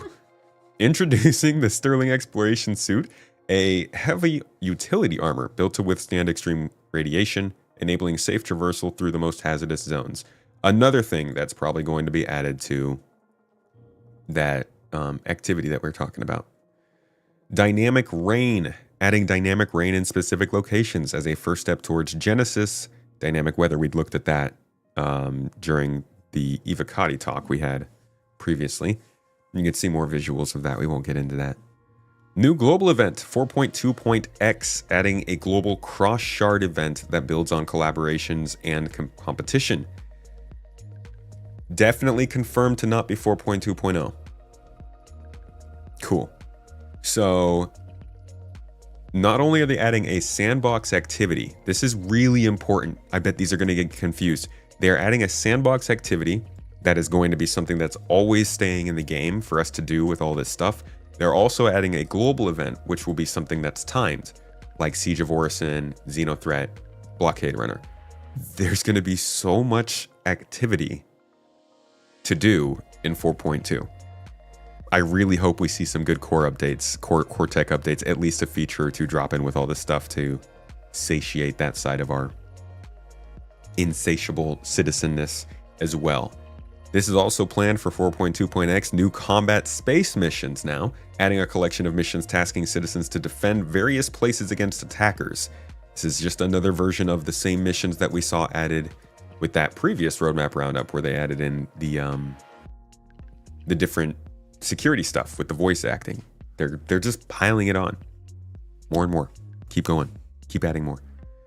New medium utility armor as well. This is different from the Sterling, adding a new legendary medium utility armor scheduled to come in 4.2.x patch. So 2 armors, new weapon, new missions, new locations, new vehicles, new ships most likely, new ships being added to in-game rewards, radiation gameplay, which actually is a feature edition. So that's a feature edition finally. New creatures and weather. Not bad. And this is the very first thing they're telling us about 4.2. There's going to be more stuff coming in. We will be getting a patch watch at some point, and they're definitely saving some stuff to surprise us in ISC. 4.2 is looking balling. On the progress tracker, we see a couple updates here. Made a few additions to the progress tracker, which you can review below. Just a reminder, when progress on a deliverable is marked as complete, it doesn't necessarily mean it's ready for release. It may still require downstream support, transition to another team for further work, or other additional steps. This includes the new global event, which we do know is coming in 4.2.x, the new space missions, which we also know, FPS radar and scanning and engineering gameplay.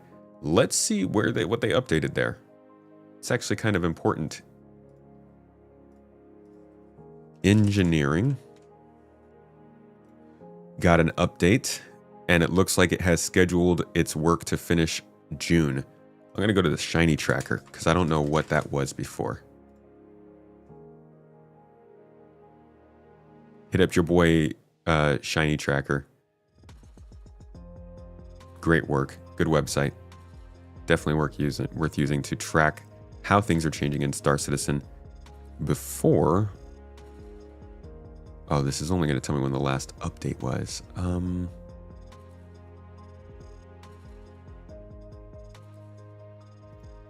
Since they haven't updated yet, we can just click into this and see where that is.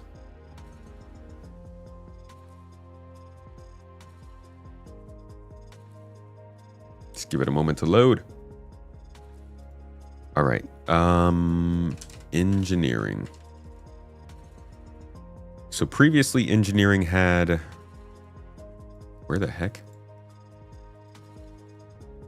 Well, on here it shows no work scheduled. So that's interesting.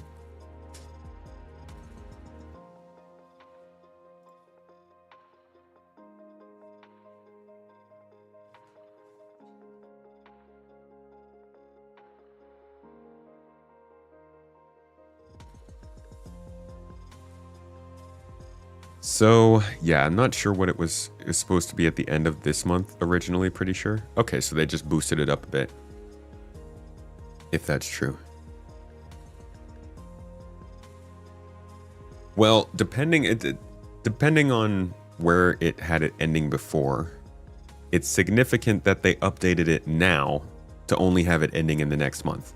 I always talk about how we can't depend on the progress tracker to show this stuff because it's just like when they schedule it, it doesn't tell you how much unsurety or how much change there might be in the plans over the course of this long freaking deliverable. It only says when they are currently planned to stop working on it. So it's saying something a little significant that their planned completion of the currently scheduled work, at least, is only for one more month. This could indicate what they've been showing us, which is basically that engineering is going to go into early testing for us at that point. We test it however much they want, and then they take it back and work on it more. And then this gets expanded further on into the year. Could also mean that they just put it in EPTU and then it goes to live from there. I don't know, but there are a lot of signs going on right now, especially in the last week, that engineering is getting pretty close to being in our hands, which is good because we've been waiting a long time for it. The other one is FPS radar and scanning. Let's see where that got updated. Similarly, the work for it got reset to a new time, I assume. This one being much further out in August, so definitely less of a possibility we would see this one coming to the tech preview in the next month or two.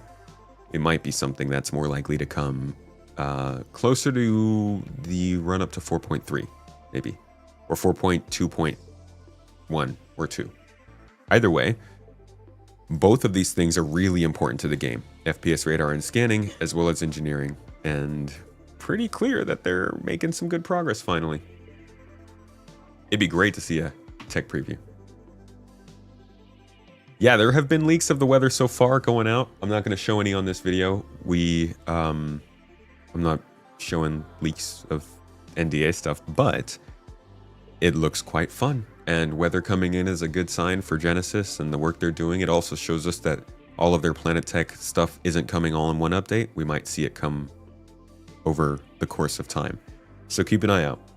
But this was your deep dive into the roadmap roundup, May 21st.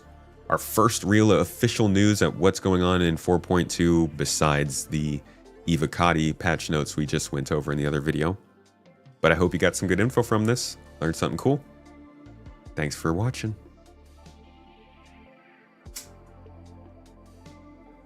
And now that we've gone over news and stuff, we can continue to talk about this stuff. But now I want to go test the freaking game, yeah? Check out the Guardian MX. Where is Vulcan?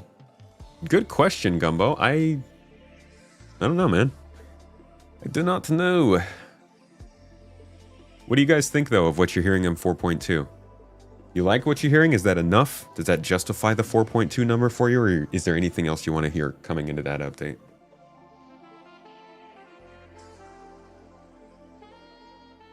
I'm excited for the weather, too. It adds a lot to a planet to have rain, especially our corp.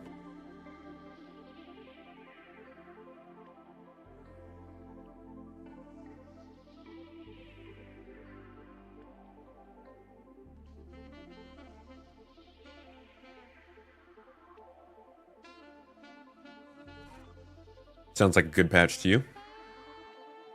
What's your dilemma, Black Wolf? You want space whales in 4.2, then you'll be happy. They did say new creatures. Maybe you'll get lucky.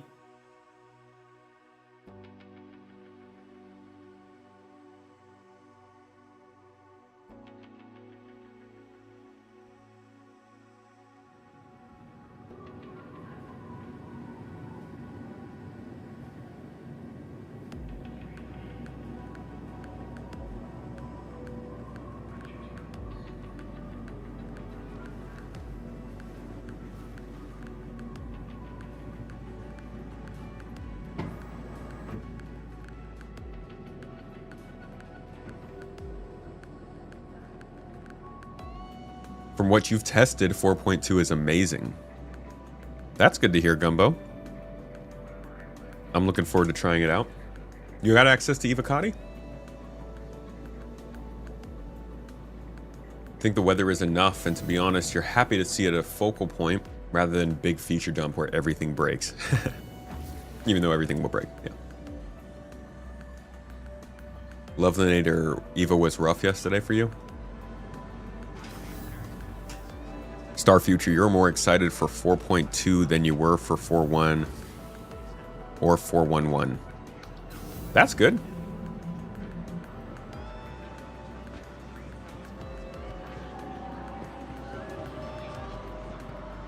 I don't know if weather is going to be across the verse or in just Pyro. It didn't look like they specified just Pyro, and they usually do.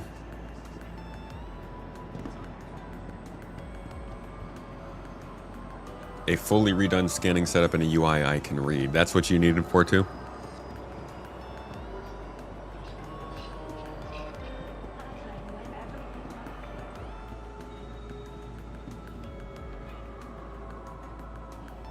There are a lot of ASD locations between Stanton and Pyro. Okay.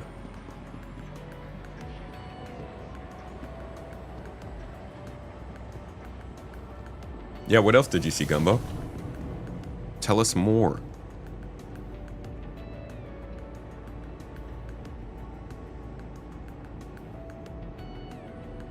Should you CC your Scorp to a Guardian MX? Well, I don't know. What are you looking for from your fighter?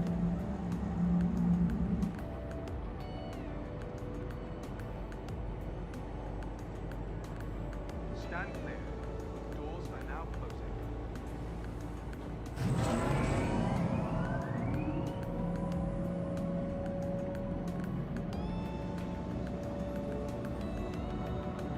Only working at Pyro for now. Maverick, do you have are you an Evo? Roads. Where we're going, we don't need roads.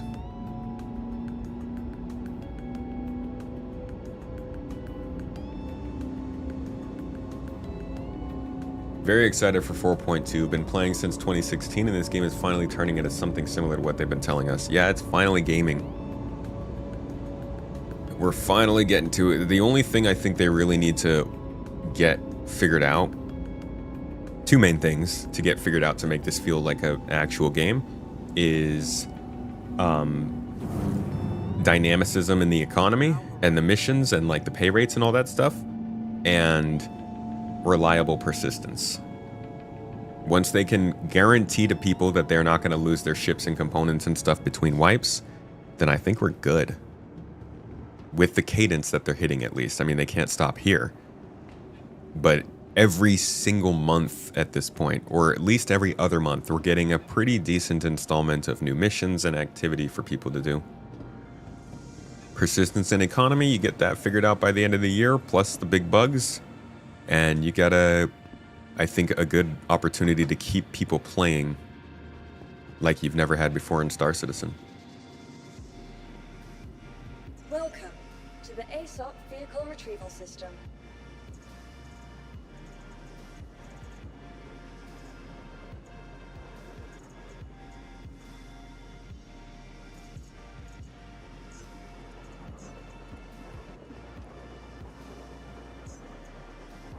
Polaris has radiation in the engineering room? That's pretty cool. Stand by. has been delivered to the following location. Yeah, between updates.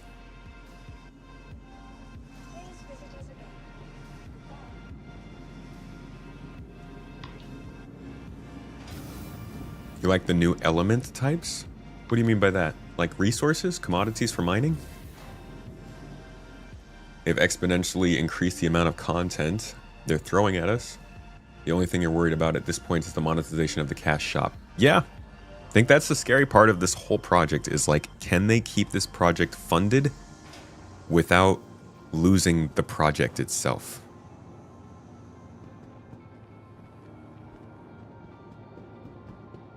Not going to take anything too risky out for this.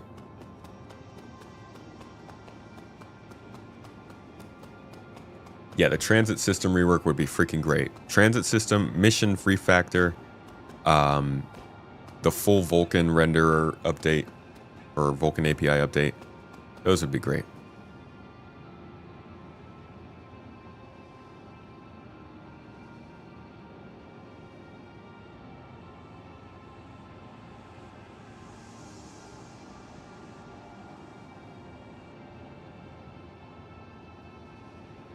All right, so this is the Guardian MX, and this is the latest heavy fighter coming to Star Citizen. It was one of the silhouette ships from 2024, and honestly, while it looked like the Guardian, it looked like a hulking beast of a Guardian that I honestly could have seen made by a more industrial manufacturer. But this is made by Mirai. It's got the typical Mirai omnidirectional thrusters in the back, along with some maneuverings around the side. But really the big difference between this and the Guardian is the enhanced or resized wings. Much bigger. Makes this thing feel a little more hulking. And I think better. Not sure it hits exactly the vibe I was hoping for, though. It also is higher off the ground, I believe, with this landing gear. Let's go ahead and take this out and see what it does for your average, maybe not so great heavy fighter pilot.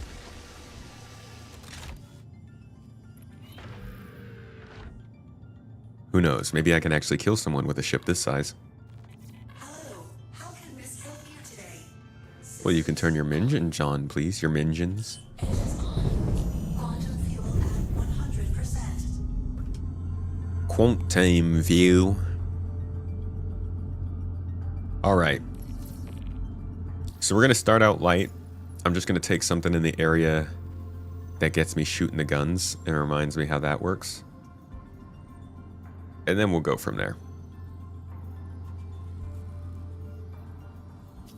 Always take your call to arms.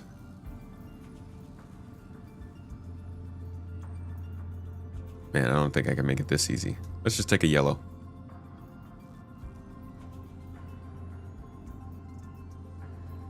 Oh, here we go. Very low risk bounty. No, that is... I don't know, it's telling me to go to an OLP. So, but it says it's a ship bounty. I don't really trust it. Why don't we do... Eckhart Security? No. Man, usually I'm like trying to avoid ship combat missions. Now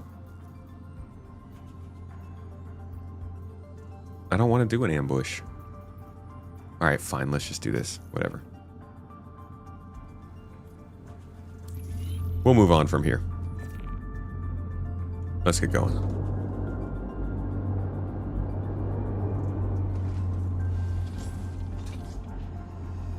Slight transformations, as Mirai ships are known to do.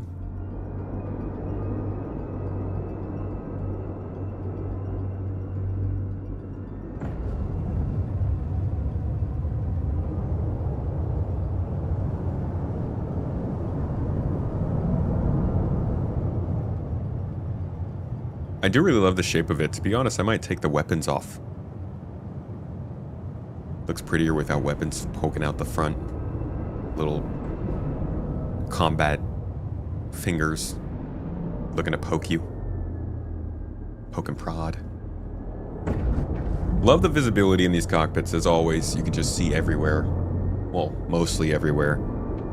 And they remove the MFDs from the top, so that gives us a lot more visibility while fighting. Also something they're going to do to the Guardian series elsewhere, but I do think it's a bit...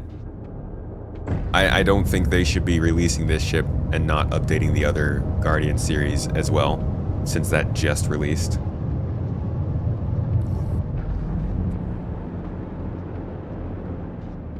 P? Ah, nice. Wonderful. Yeah, see, now that looks a lot better.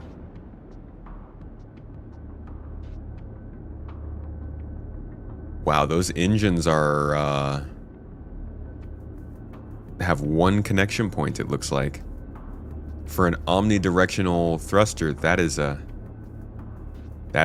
choice.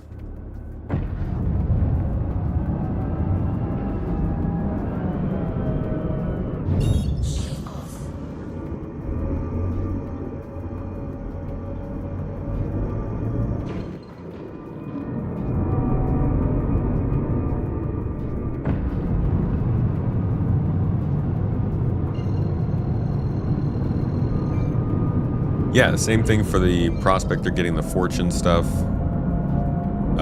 As it should be the same thing for the Saber getting the Peregrine and the Firebird stuff. As it should be for any ship that's getting a slight variant coming out, getting updated.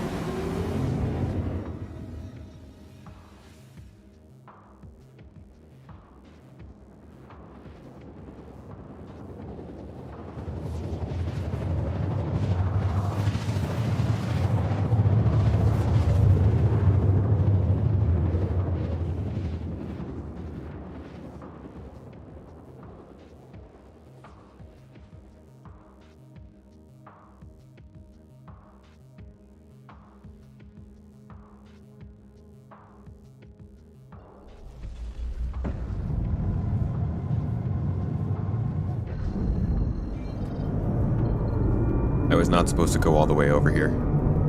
Just too distracted with how pretty the ship is.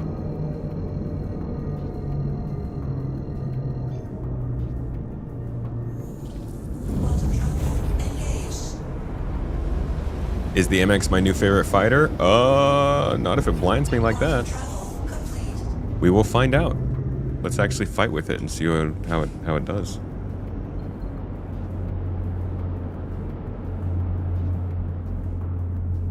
This is going to be a very short fight.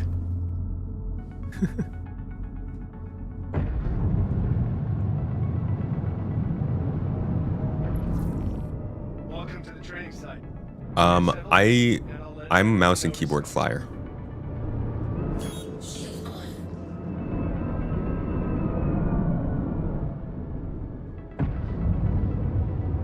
Contact. Radio.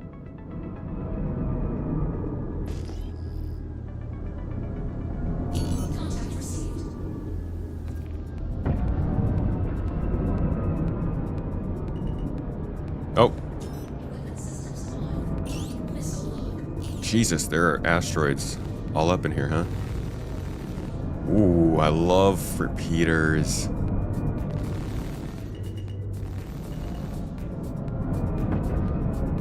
Dang, this thing takes a move though, wow.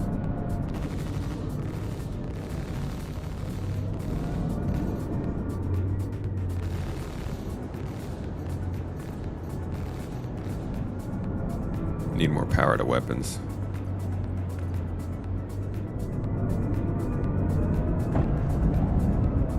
Yeah, it's slow to turn. Like, this is not the kind of ship you want to joust with, that's for sure. Wave clear. Here comes the next.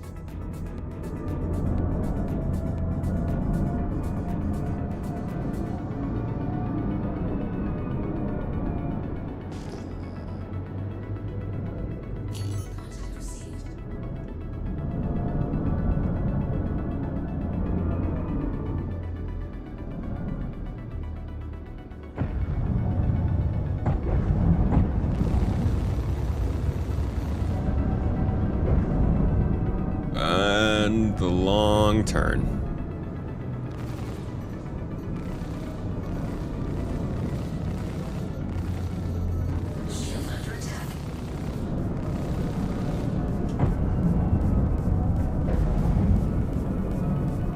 Wait. Come on, buddy.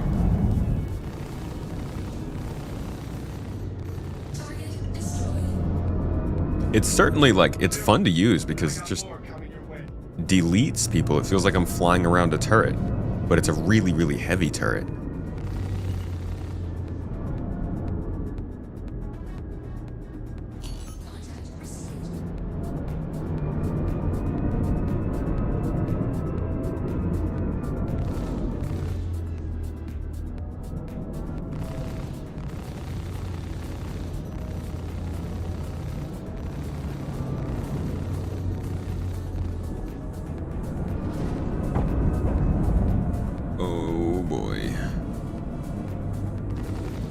Frickin' Chonker.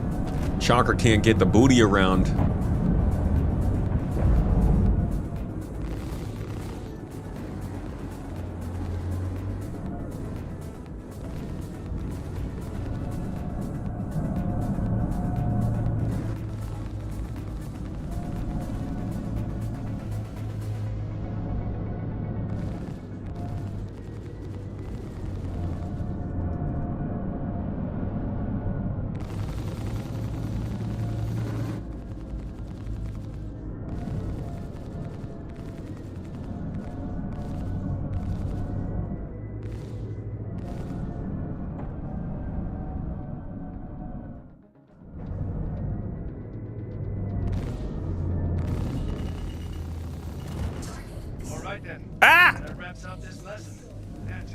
Why did your ship still exist? Oh, did I just lose a gun? I just lost a gun. I hate you. Look what you've done to my ship.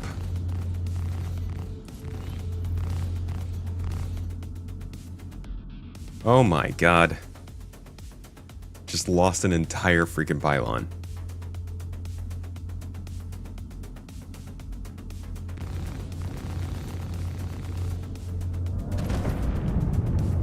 At least I didn't lose my engine. So this thing's got great spin potential. Oh man, once you lose one of these though, it's real hard to maneuver. Look at how long it takes for me to... Like if I roll right, look how long it takes to slow down from there. Still slowing, still slowing, still slowing. There we go. So it's definitely, it's fragile for a heavy fighter. The guns are a lot of fun. I think that I would really like if Mirai made a medium fighter, something to go up against the Hornet. I think that would be fantastic. It's a little funny to me that they decided to go with a Fury, and then they made the Fat Fury with the Guardian, and then they decided to make a bigger variant of the Guardian instead of something in between them. Well, let's go get repaired real quick.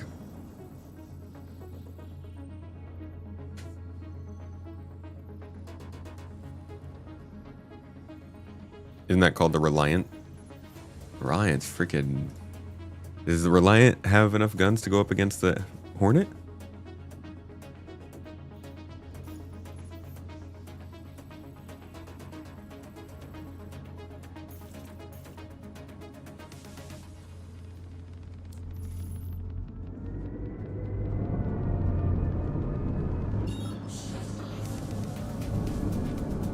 Whoa!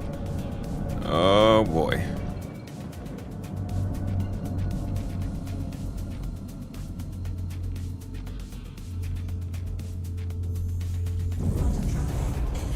If they did a combat variant, yeah.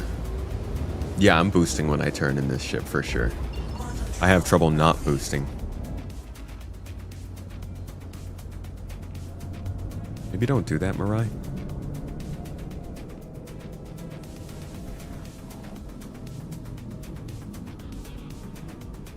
Oh no. Oh boy, yeah, so this just got way harder in atmosphere. Or in the gravity well, I guess. it got harder to keep my ship going straight.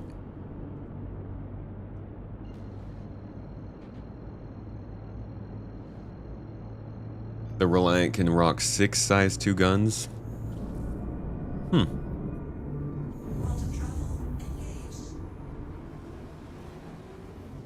6 size 2 is great. How wide is the ship?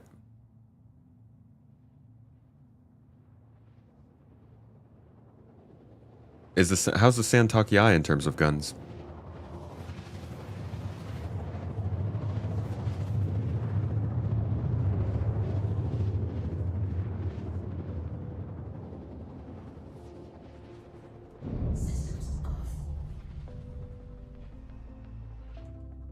And now I'm blind.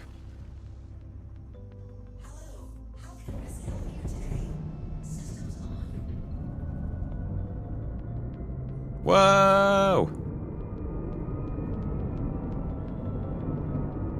Oh boy.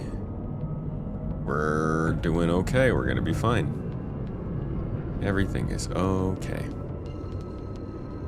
The ship is really sluggish. Right now, though, I am just hurting from an injury.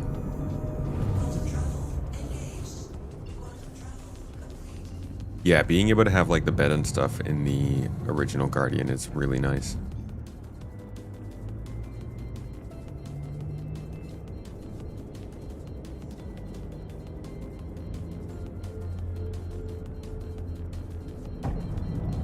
Two size 4s and 2 size 2s on the Reliant would be an interesting. What do you say to 2 size 4s and 2 size 3s? Is that too much for a medium fighter?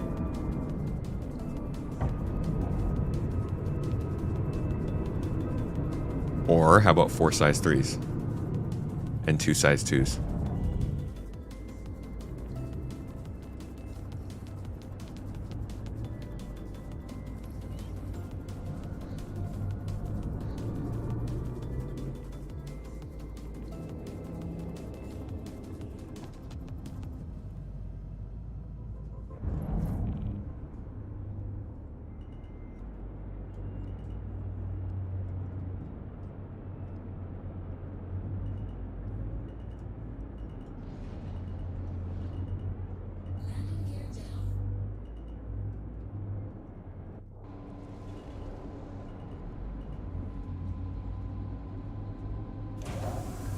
Okay, let's get this thing fixed up.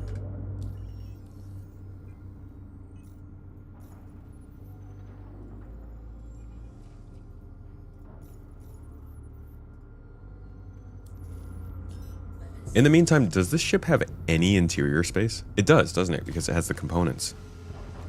I want to see the interior of this thing.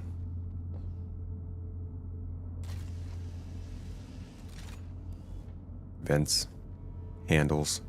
I do wonder if these handles are being placed in ships.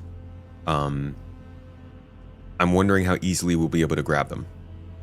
Because we probably need these handles for 0G maneuvering, and also because you can probably hold on to these to avoid getting G-forces applied to you from the ship. We need to keep our eyes out more for these handles and see if they're just being put on all ships.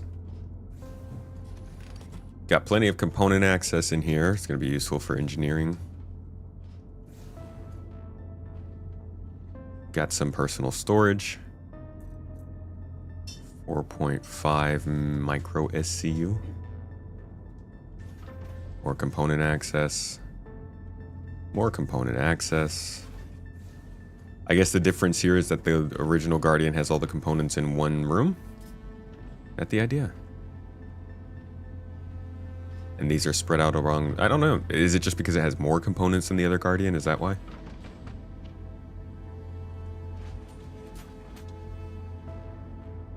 Quantum drive and jump drive.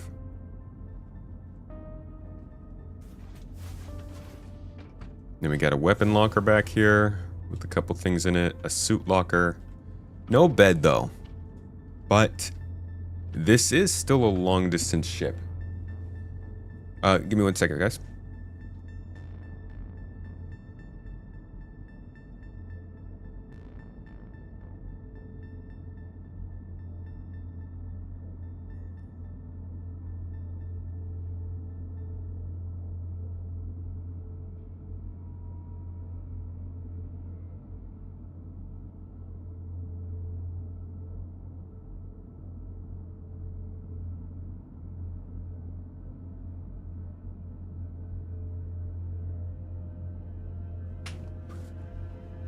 All right, yeah, so this is still a long distance ship. It's just, it doesn't have a bed, which is a bit of a bummer. But we still don't know exactly what beds are going to do.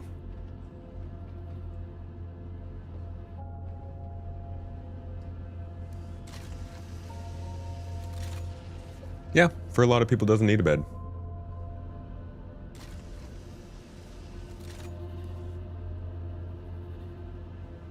Your thoughts on the state of chestnut harvest next?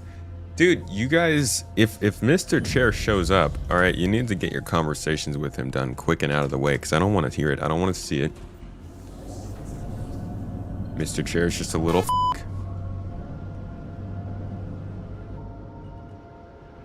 And he generally doesn't deserve your attention. No bed, no toilet, no kitchen could become a hygiene issue. You only need one bowl.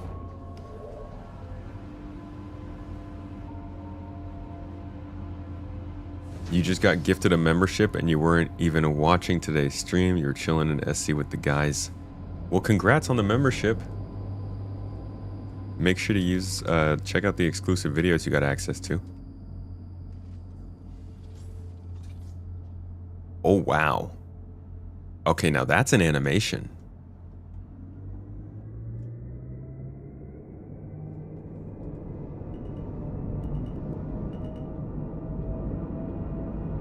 Thank you very much. I love the sound of this thing flying around.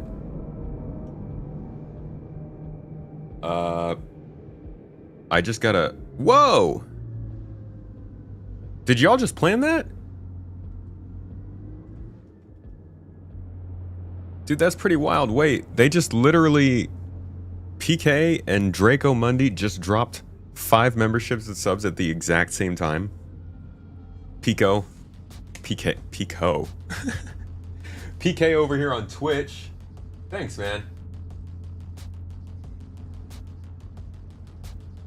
Much love to you, dude. Appreciate you. PK is also an amazing event coach. If you haven't been to one of his events, go check it out. The dude's got a head on his shoulders for lighting up bad guys. Is that a thing? Lighten up bad guys? Just sounds stupid, huh? Draco, though. Thank you as well.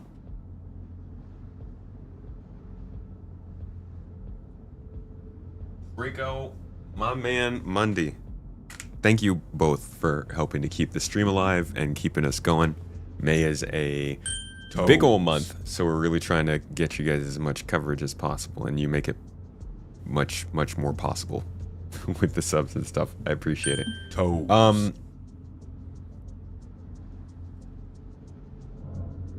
We Diddy Gaming, thank you as well, and Baron Earth. 3 months from We Diddy and 2 months from Baron Earth. Happy hump day, my friend. May the humps be ever in your favor. Let's get another combat mission going on. You guys want to see this ship get used, huh? Clear out path, bounty, new opportunities, security contract, or evaluation. Don't we have like more?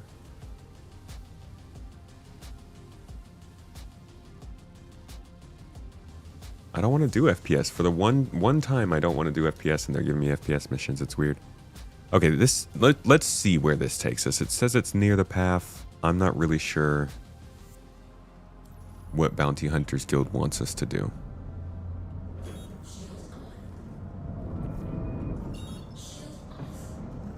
Pico's payback.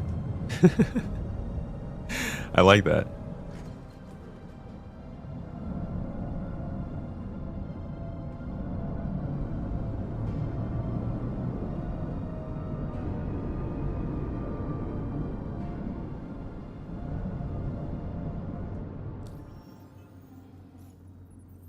Oh, how I love this shitty quantum drive system.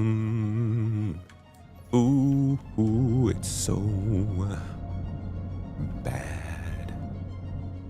Like, why do I need to jump to R-Corp first? Okay, I'll jump to R-Corp first.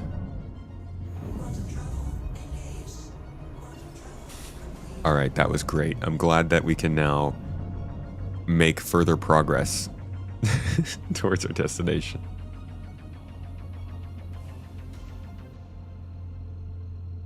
I feel like the MX is going to be much better once they get the ships with repair bays in games. Yeah, but what ship is the MX even going to fit in? I guess the Crucible doesn't need you to fit inside of it to repair it. Just getting repaired drones in general would be good. Oh, Ferrister! Hey, dude! Shifty, thanks for hanging out. See you around, my friend. The Kraken. Well, there you go.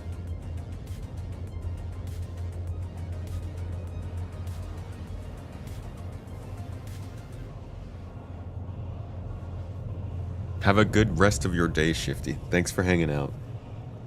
And thank you for giving that shout out over to Evocati. I mean,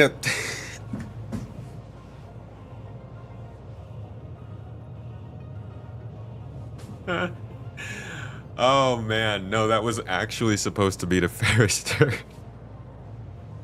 That was not on purpose. I just read Evocati's name because it was right above the shout out.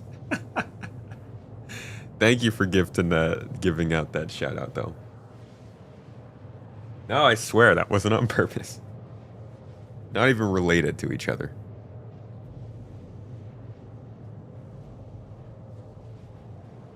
It is curious they both started talking at the same time.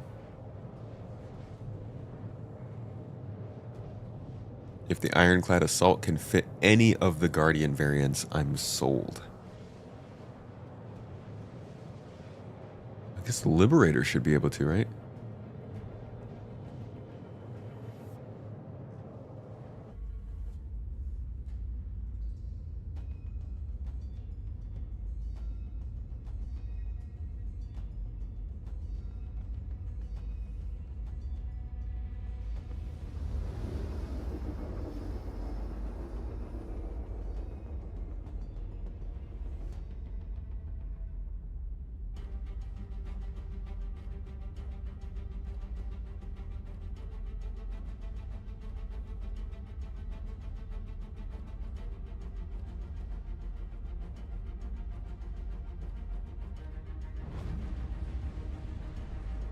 Alright, that would have been incredibly cool if there was no lag and you could actually see the planet. Because that was a pretty good timing. Okay, made it to Hurston. Nice to have a large ship and that didn't drain like the majority of what we have in fuel. But now we'll make our way over to Aberdeen.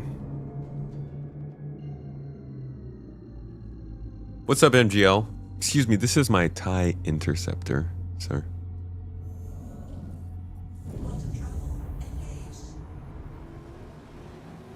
You know why the TAC is the same weapon pips numbers as the max? Do weapons on turrets not take power from the ship? Same weapon pips number. Like power? Like the same amount of power allocation for weapons? I would think that the max or the TAC could put more power towards that, yeah.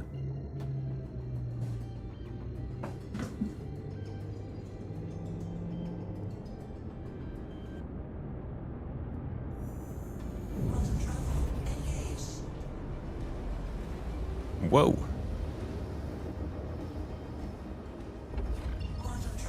Seems controversial to bring up Medrunner Group. I know they had they did a lot of marketing when they first started out, and that always gets people to pay a little bit more attention. So that probably ended up getting them some people who just don't like them. There was also somebody did a video about Medrunners about how it was too intense, which everybody gets to pick their intensity level. It's not for everybody. So I think people just let that. People take small criticisms or small problems and they make them such a bigger deal.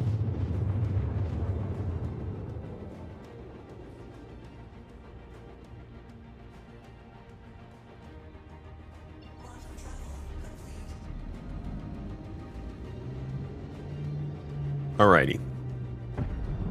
I'm really hoping this person's in a freaking ship It's really looking like they're making me go down into the atmosphere here. Right on top of the paths, too. Like, the laser is right there. You're not putting me in a great position here, Star Citizen. But I guess let's see what's down there.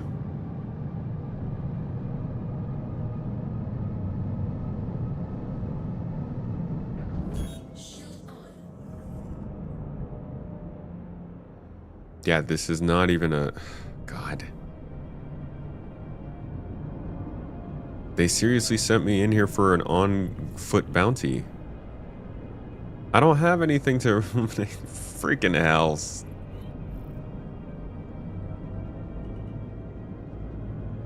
I literally said it was going to be a single-seat craft. To be honest, I don't think I have anything I can use to complete this mission.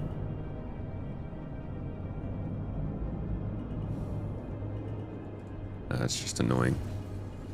Alan Velasquez. My friend, thank you so much for the 5 memberships over on YouTube. You going on toes, gang, dude.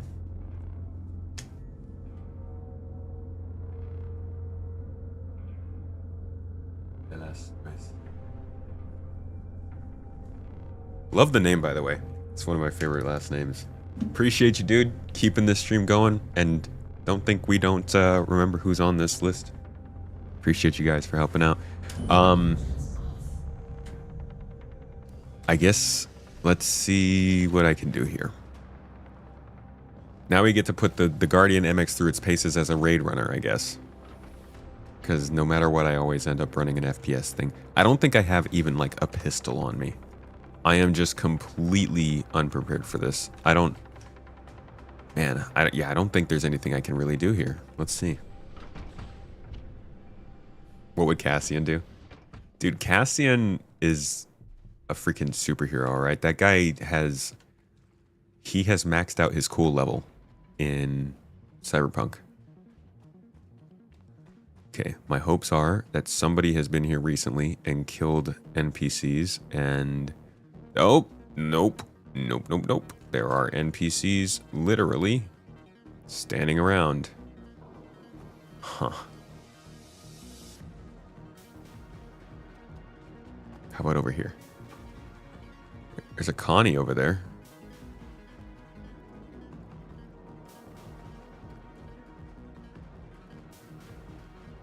Dude, Cassian's awesome.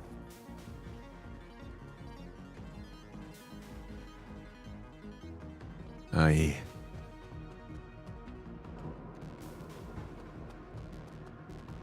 Is this Connie open? It is open. What are the chances there's a gun on here?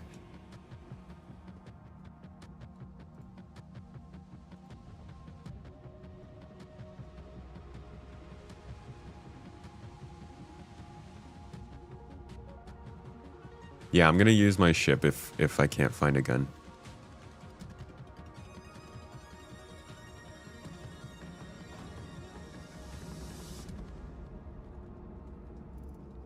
Does anybody use these for storage? No, it doesn't look like it.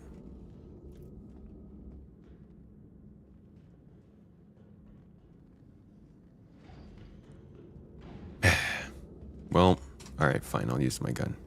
My ship. My stuff. Whatever. We brought stuff. Might as well use it.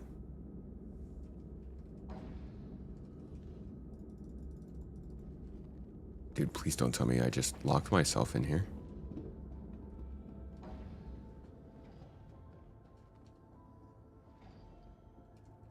Holy crap.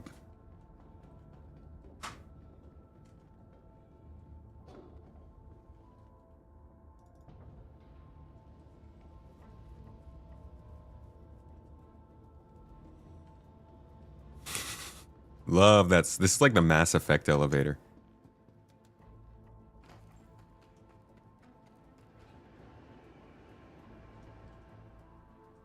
You got in your first PvP match here last night. Dude had a ship like yours and was trying to shoot everything in sight. Ugh. Please give us player bounties back.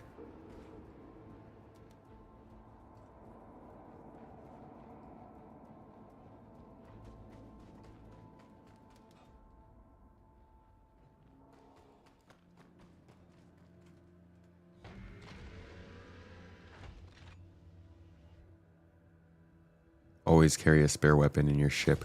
I always have FPS weapons on me. This is like one of the very few times, like count on one hand, when I didn't bring an FPS weapon with me.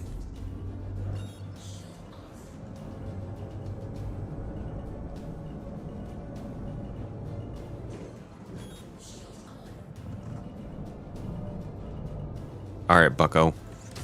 Get wrecked. Whoa!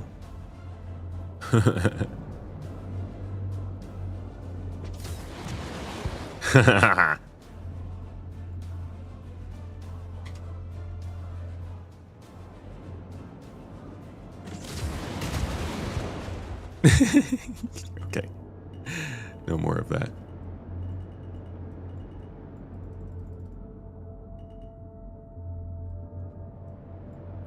Shoot.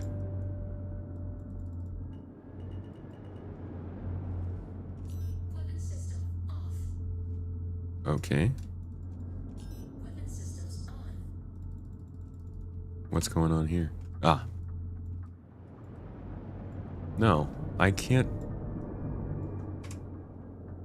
Landing gear? That's it. Okay. So you can fire missiles with landing gear down, but you can't shoot your ship.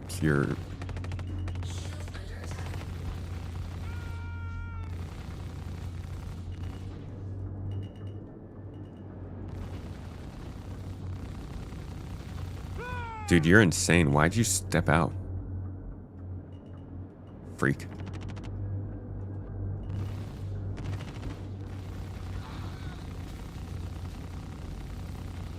I'm Andor. Ouch. Except, honestly, the ship in Andor could take more damage than this could before it starts blowing up. Like, you would have hit 2 walls. And your ship would have been dunzo. El dunzo. Okay. Now we took those guys down. Let's go get ourselves a weapon. Now that we're here, I'm gonna get a freaking quartz. Stupid game put me into this position. Now I'm gonna enjoy my FPS time.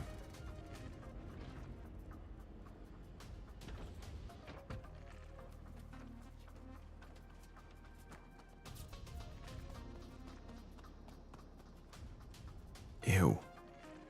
A custodian?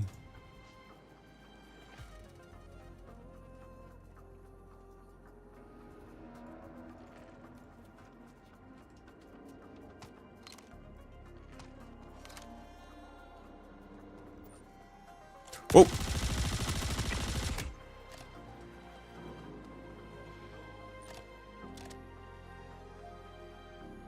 I hope that was the only guy.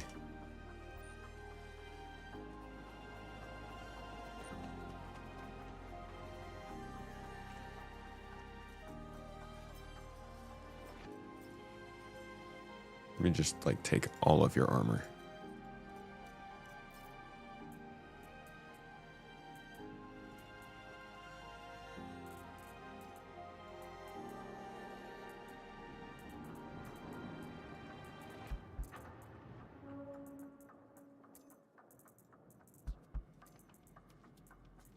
Okay.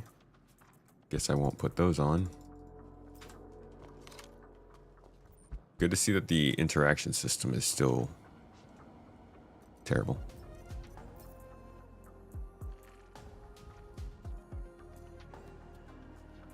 Why can't I put these on?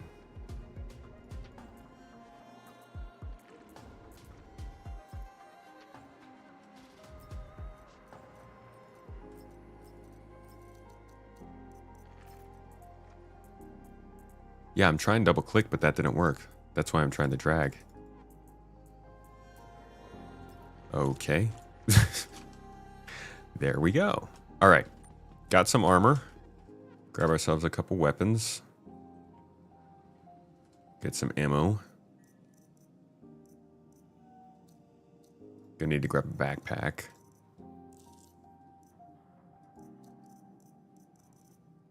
Med pens are always nice.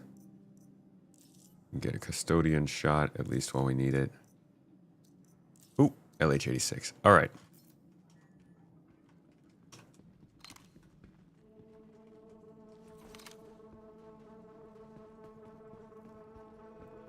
Did the YouTube algorithm decide to hate me all of a sudden?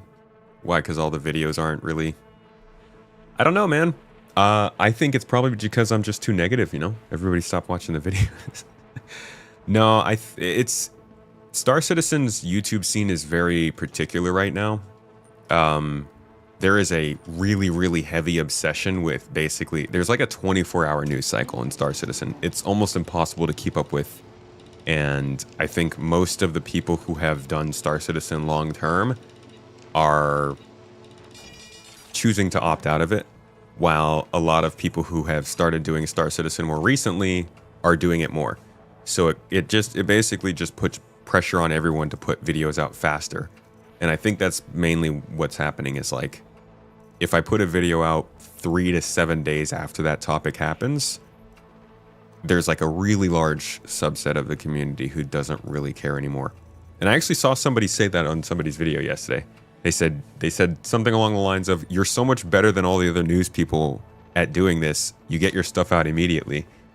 And it made it fairly clear that like for Star Citizen content at this point, speed over quality. So, I mean, like that's why I have Space Tomato 2, because I wanted a channel we could put out fast content that didn't really suffer from quality. But as far as for the main channel, I think it's just going to be certain videos aren't going to do as well because of that kind of thing, and that's fine. That's what the channel's for. But it's a changing environment for sure when it comes to covering Star Citizen.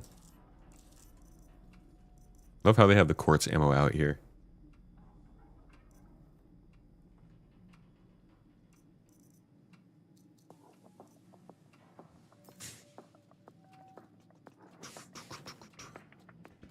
It's such a rat race with the leak side. Yeah, that's why I'm like, I kind of wanted to cover leaks today in terms of what we see from Evocati, but the leaks coverage, I don't know, I feel really uneasy about it. Like the idea of covering leaks, I wouldn't do it for any other game. So I feel kind of weird doing it for Star Citizen. Like if there were leaks that got released about the next Halo, I probably wouldn't cover them officially on a YouTube channel. But with Star Citizen, it's like almost part of the expectation of covering the game.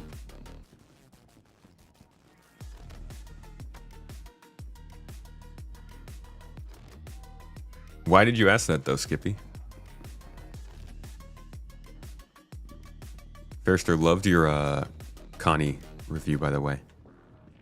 Speaking of YouTube, folks, if you don't know who Fairster is, he's in the chat. You should go and like click on his name and watch his channel and give his videos a couple likes and comments. Because he's like the best ship guy in the whole game, you know? Do I think they're going to rework the inventory UI? Yes. I don't think any UI in this game is final. They're definitely working on new ways to look at the inventory. This has got to go. Third-person view on the inventory doesn't really make much sense. Along with that, obviously, the inventory system's awful to use. You can't cover leaks because you're Evo. Are we not allowed to cover leaks if we're in Evo? I thought anybody could cover leaks, you just can't show the content. Well, depends on the leaks. Leaks as in Evocati patch notes? Yes. Leaks as in what's been, like, literally what's shown outside of NDA.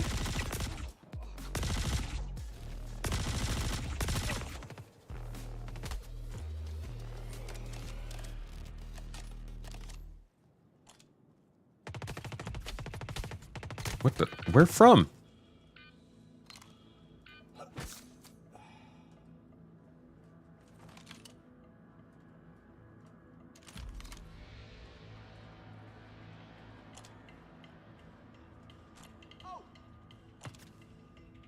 This one is NDA? Dude, wait, why did the rules of these Evocatis keep changing? I can't even keep up with it. So you're telling me we can't talk about this one?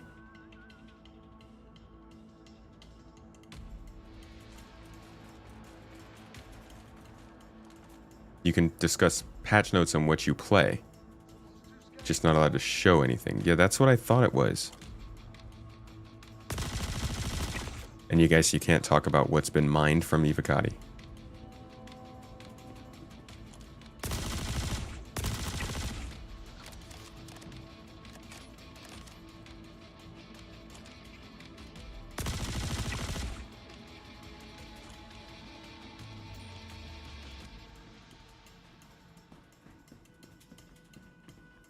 Easy enough. Get another green card from here, or a blue card.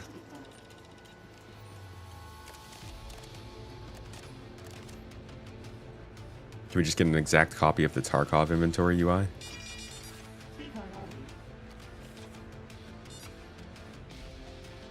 Right, so, okay, I talked about the patch notes in Evo, but I also mentioned, like, the adult Valakar, which is, I don't think that's in the Evo patch notes. So is that not okay?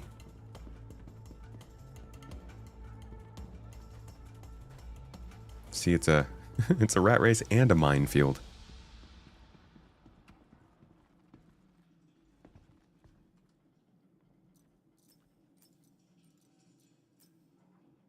Ooh, a Karna over a Custodian. You know what? I'll take that. I'll take a Karna over a Custodian.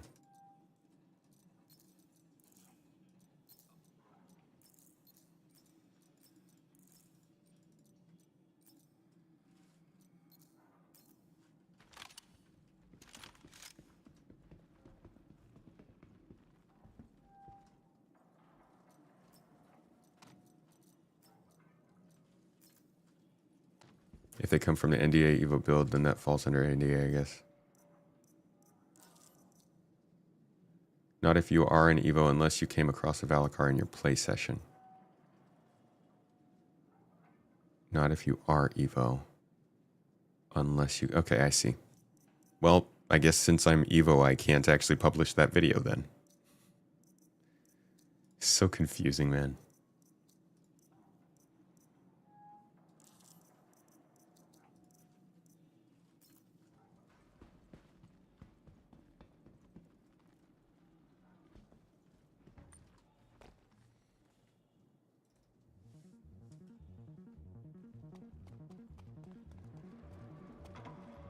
Alrighty.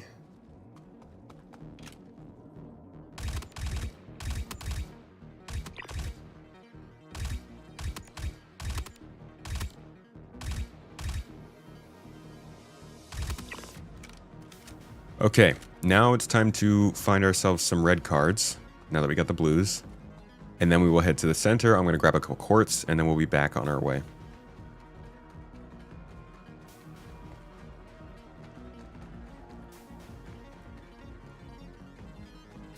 I didn't see it in Evo. I just saw it from the data mines. This is some music I have saved on my computer.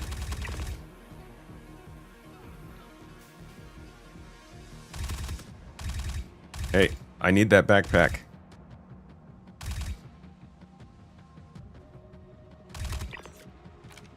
Hell yeah. These places feel like they're running a lot better.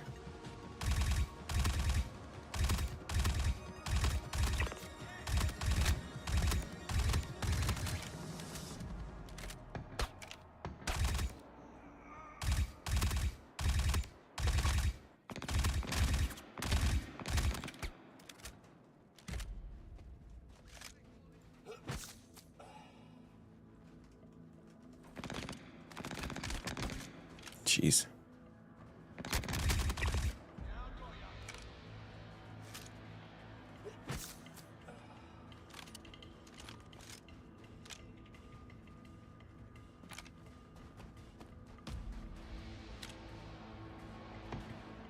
I'm gonna go around up top.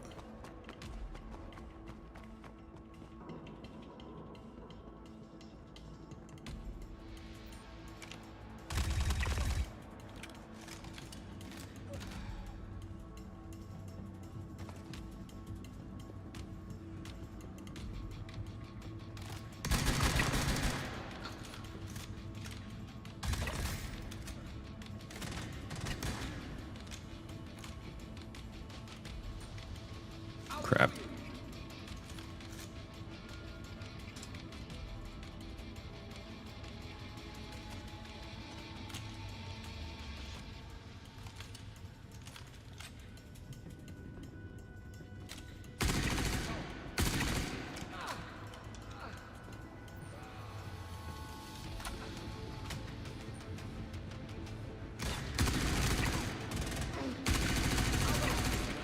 Toes.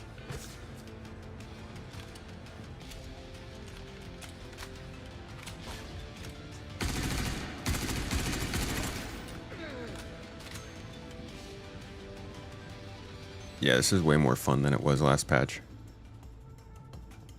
I think we're clear. We are not clear.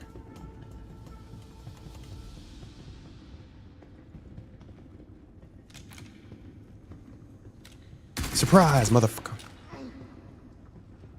Now we're clear. Whoop.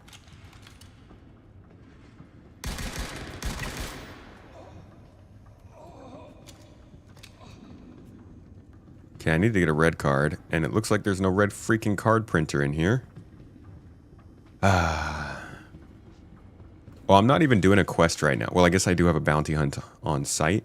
But this is just like a random location I'm at. This isn't really an assigned quest or anything. Just perusing and shooting. Is Evo access worth it if you can't talk about it as a creator? Not really. Don't join, sign, and talk about whatever you want. I don't know. I mean, I guess.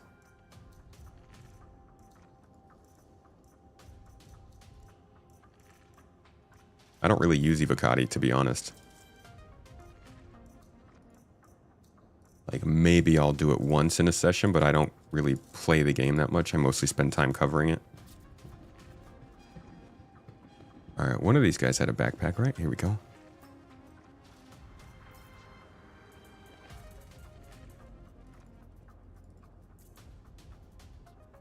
Dang it.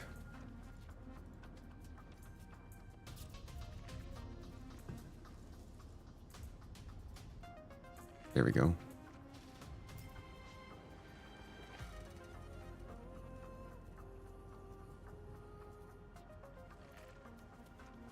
Oh, I just ditched all that stuff.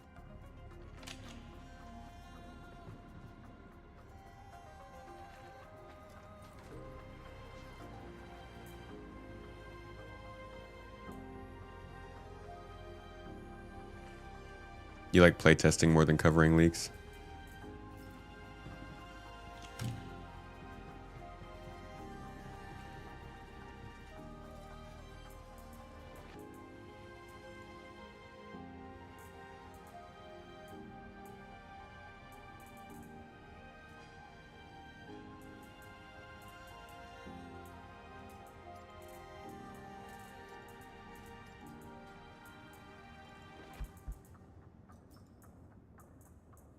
Come on.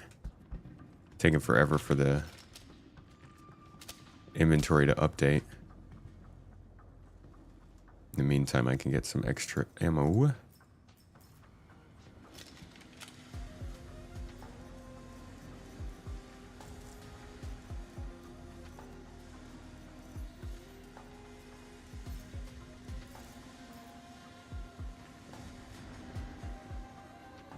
Have I ever said, save me, Tom Cruise? Save me from this witchcraft. Save me with your witchcraft.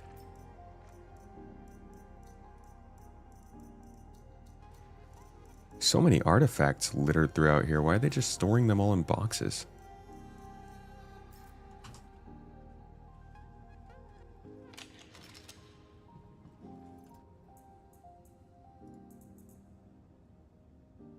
Can't get this inventory to load up, guys.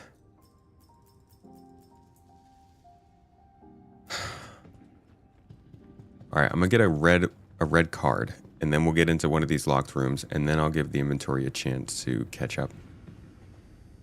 But first, I gotta get a red card.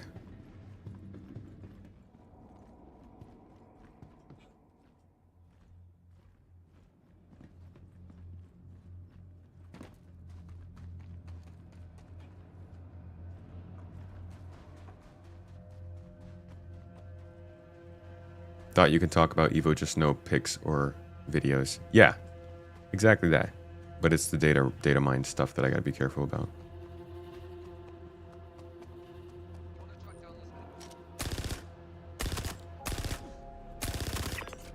They spawned back in?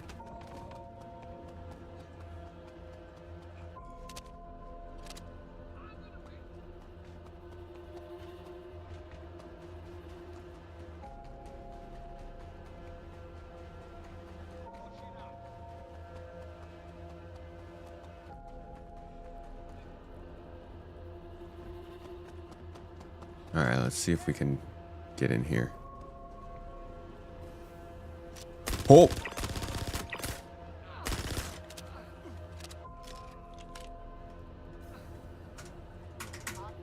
Where's the freaking shotgun, man?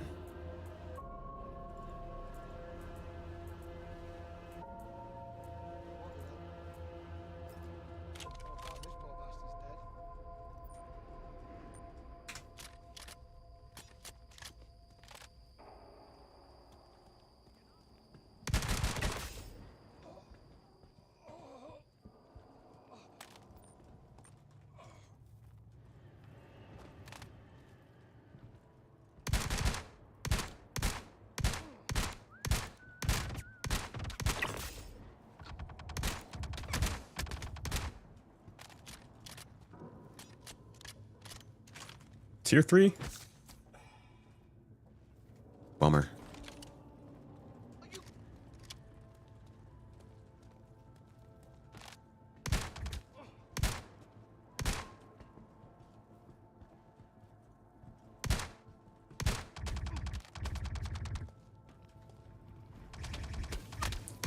Crap, I didn't realize there were more people in this room.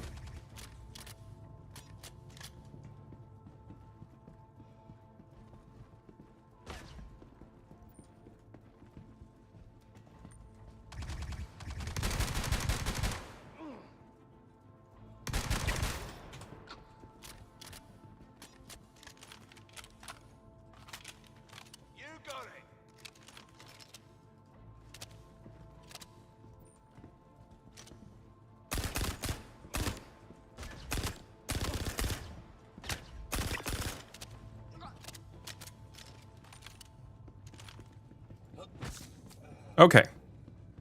We got our red printer. Yikes. Yeah, shotgun is a lot of fun to use.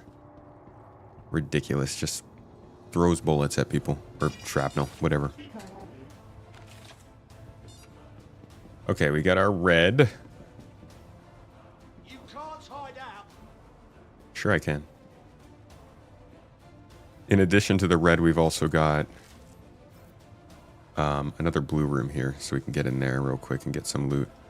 Might as well take this. Damn it.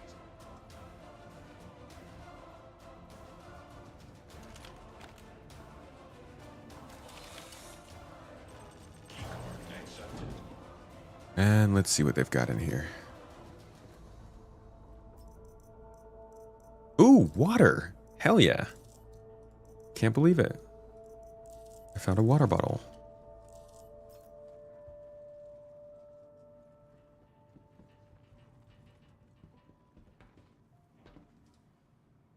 Excited for the Volt shotgun? I'm interested in seeing how it works. Whoa. Cowards hide. Okay. I mean, I'm just looting, man.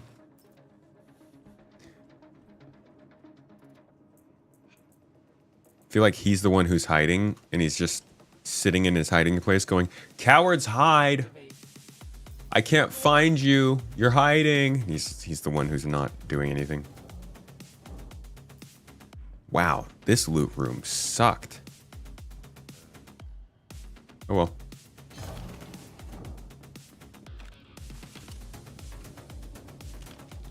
Get out here.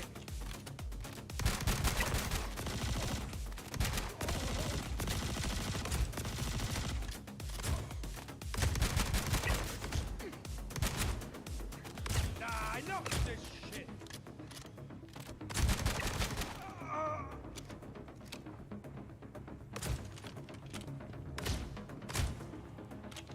shit. Crap.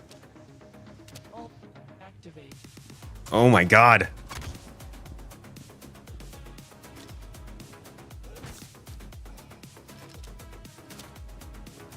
Fucking reloading from my backpack. Ah! No! God dang it! Ah! I knew there was one more behind me. Fucking, oh, the backpack reload got me. Oh, that sucks.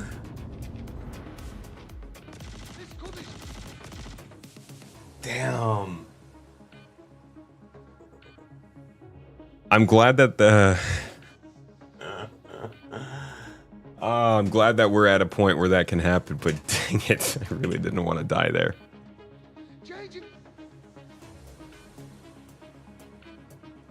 I pushed my luck a little too far. I should have just backed out of that room after we went in the loot room.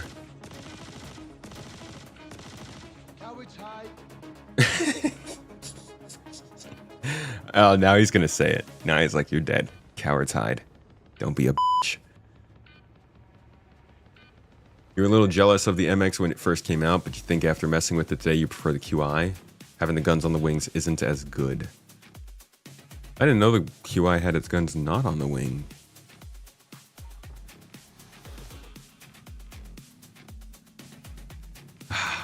That's a big bummer.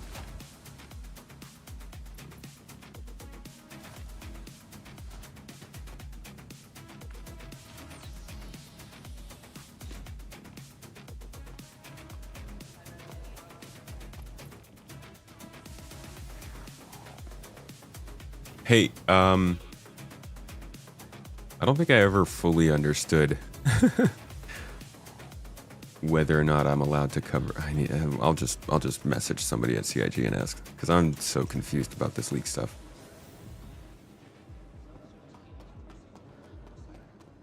Need a battle buddy? Sometimes I like just going it solo. I also wasn't planning on doing FPS today, so that kind of caught me off. How long has it been, actually? I do need to, oh yeah, I should probably wrap up. Because I do want to get,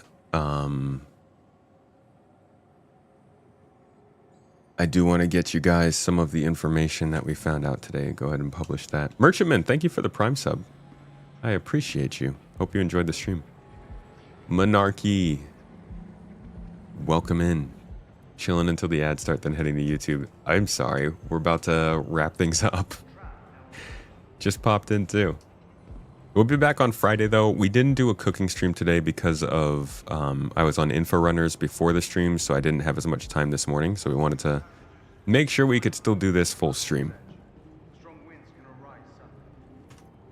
Oh yeah, I spawned with all of my stuff. Well, not all the stuff in the backpack, which was a lot of stuff. No, I'm in live right now. So we didn't get to do as much testing with the MX as I wanted to. I'm sorry about that. I ended up getting distracted by FPS, but I'll try it again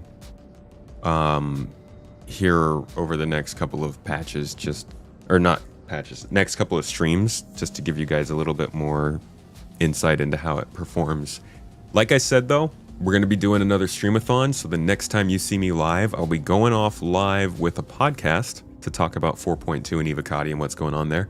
And then we will be looking at about 12 hours of gameplay all over Star Citizen. I'll be inviting in GII, so if you want to join, please join the org and keep an eye out for anything we might plan for that day. Also Saturday, we got something big planned for Saturday. But on Friday, if you want to come play, we'll be on here for a long time doing all kinds of stuff, testing out the game, and talking about whatever news is happening that week as well. That'll be on Friday. Friday, same time as right now. Keep an eye out for the announcement coming on that from Mrs. Tomato today. We've got giveaways planned for that. We'll be doing a couple of tortures, of course. You get to make me feel oh so wonderful. And it's just gonna be a good time with the boys and the girls and all the people, the things, the gardeners, the tomatoes. Anyways, y'all are great. Thank you for being here. I'm going to go ahead and peace out right now. Pass you over to another wonderful Star Citizen streamer. And I'll see you on Friday. Thanks for being wonderful people. You're good. You deserve good things. Eat something you love today. Go hug somebody you love. Do something you love. You know, just have a good old time. And give yourself the joy you deserve. See y'all in the next one. Bye-bye.